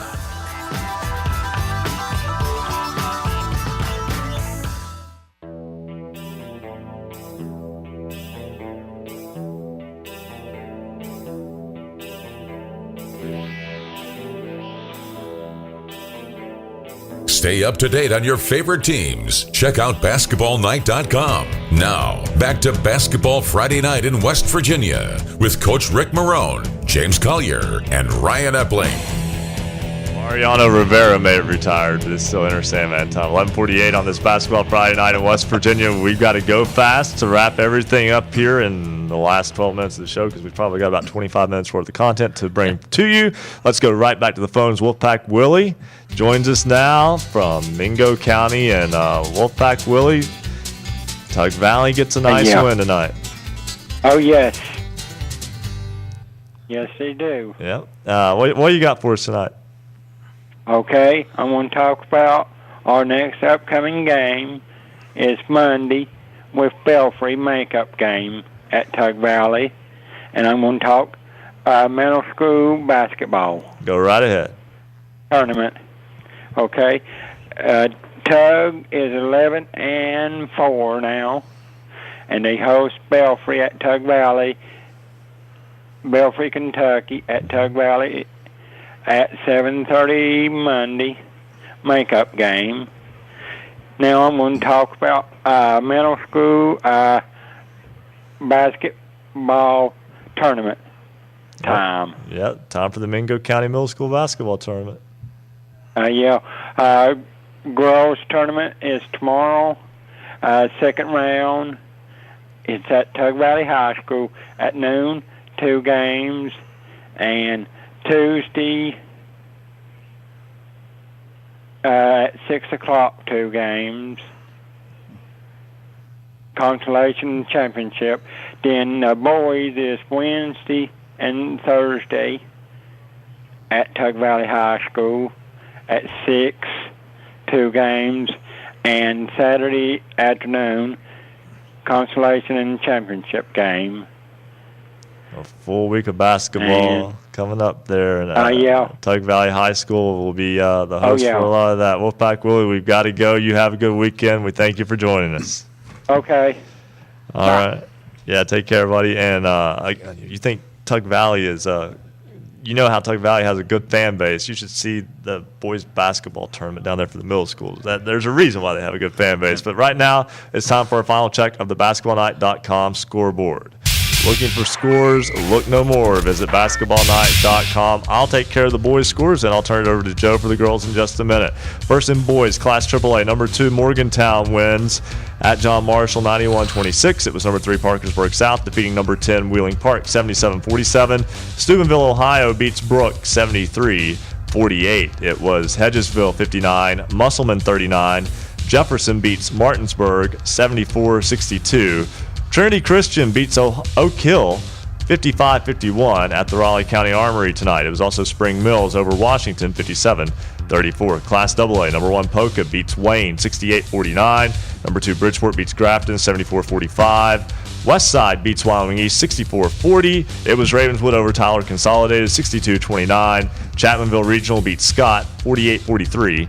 Kaiser defeats Berkeley Springs 66-50. It was Herbert Hoover over Tulsa 72-55. Moorfield beats Petersburg 64-49. Man beats Riverview 77-67. And we never did get a final, but Weir was leading Buckeye Local Ohio 49-35 at the end of the third. That game is surely over by now. Class Single A, final score, Bishop Donahue beats Notre Dame. The second-ranked Bishops beat number 7 Irish 61-52. Number 3 Greater Beckley Christian beats Pikeview 66-48, despite playing without Elisha Kidd at the Raleigh County Armory. Hope he gets better from the flu. Number 4 Magnolia in overtime beats Payton City 76-74. in a Wetzel County battle there. It was number 8 Tucker County losing on the road to Southern Garrett, Maryland 68-57. Tug Valley, ranked number 10, beats Lincoln County 61-42. Buffalo gets a win in the hometown invitational over Greenbrier West 58-57. First win of the season for South Harrison is over Clay Battelle 54-47. Hometown invitational final, Doddridge County beats Meadow Bridge 49-32. And Union beats 100, 71-66. Joe has a check of the girls' scoreboard. In AAA, it was Huntington with a big win over Cabell Midland, 66-32. It was the Black Eagles of South Charleston with the win over Spring Valley, 57-52. St. Albans defeated Winfield, 75-43. It was Greenbrier East over Hampshire, 48-37. The Hurricane Redskins added another win tonight with a 68-41 win over Nitro. It was Parkersburg Big Reds falling to George Washington 82-72. In the Battle of the Tigers, it was the Princeton Tigers over Shady Springs 81-35. In Class AA, and a tight one, 56-55, it was Fairmont Senior over the North Marion Huskies. The Fairmont Senior Polar Bears now go to 15-2. It was Summers County over Pikeview 55-47. Clay County over Webster County 76-31. It was the Lincoln Cougars over Grafton 75-42. And it was the Herbert Hoover Huskies over Tulsa tonight, 36-27. In Class Single A, it was Wheeling Central over Charleston Catholic, 46-40. It was the Pocahontas County Warriors over East Hardy, 51-38. It was the Riverview Raiders over Meadowbridge tonight, 39-36. And that's a look at your basketballnight.com scoreboard.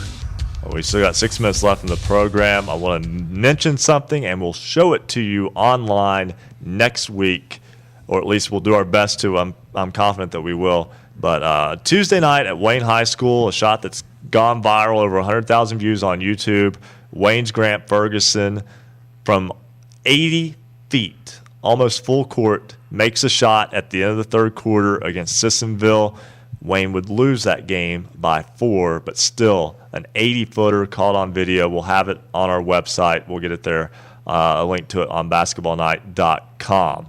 Now, our poll question, I always turn this part over to Braxton, but first let me get you the answer to this week's poll question, at least the results from this week's poll question. We asked, high school basketball plays 4 quarters, each 8 minutes. Should it stay that way, or should it be changed to 2 halves of 16 minutes? And the vote is in. 70% say leave it alone. So 70-30, good percentage there saying stay with the quarter system. Braxton, you have a question for this week. It's pretty simple, actually. We're just asking what's the best or most competitive region in the state across both boys and girls, 1, 2, 3, or 4. It's pretty straightforward and simple for you. Go to basketballnight.com and vote for that all this week up until next Friday's show. All right, thank you very much. Now we bring back James Collier here in the last minute of the program. And James, anything catch your eye or your attention as you heard that tonight? I don't know that anything really jumped off. I was really shocked that I think it was the Huntington-Cabell Midland score. I saw that earlier, and I can't remember if that was tonight or earlier this week. But I got a chance to finally get to see Huntington play live, and I'm telling you, those guys right now, they've got a good chance of repeating as state champions if they play like they played earlier this week. Tavian Dunmartin, that kid he's straight up legit. Anthony Meadows can get to the rim. Jalen Pennington, Dejan Congleton coming off the bench. It's just there's so many people when they come off the bench that they can provide scoring, and you give a team a great shot at repeating as a state champion in back-to-back years. That's how you do it. You find people that can produce whenever other people have to go to the bench, and they're a pretty solid ball club. I like their shot of making a repeat run back to Charleston in Class AAA. Yeah, that game was last night. As a matter of fact, James, you're talking about with Cabell Midland and a solid win. Matter of fact, Tavian Dunmartin went over the 1,000-point mark as a junior last night in that contest. And you're right. And when you and I saw him earlier this week, and they've got a solid, like about an 8-man rotation right now, and they all can play. Hey, Jay. Yeah, Ron Hess has got a solid bunch of kids there, and the way that they play, they can break it down and go into a half-court defense on you. They can junk it up and try to jump and run, or run and jump, excuse me. They can zone if they have to, but I mean they attack the rim. They transition so well, and several times they will actually transition so quickly that they'll create a 2-on-1, a 3-on-1 in the backcourt to where they can get an easy run out that leads to layups. You get a team that is that explosive that quick, it makes them a tough out no matter who it is. James, we appreciate it. We've got to run. Better weather in the forecast in Charleston, but an early morning for you in Charleston, South Carolina tomorrow morning. And that forecast, by the way, gets better in the afternoon. Joe Linville, thank you so much for joining us tonight. Enjoyed. Coming in from Madison and being with us here in studio. Bill Cornwell, nice to have you I on think set I'm as actually going well. to be here next week as well. Yeah, we'll keep the seat warm for you for next week. And our resident referee, Bo Anderson, thank you as well. Hey, no problem. Save my cell phone minutes tonight. For the entire Basketball Thank Friday you for Night listening to Basketball Friday Night in West Virginia. Tune in next Friday for the latest high school basketball action from across the Mountain State. Visit our website at basketballnight.com for our poll question, the basketballnight.com scoreboard, and much more. Until next time, have a great weekend, and thank you for listening to Basketball Friday Night in West Virginia.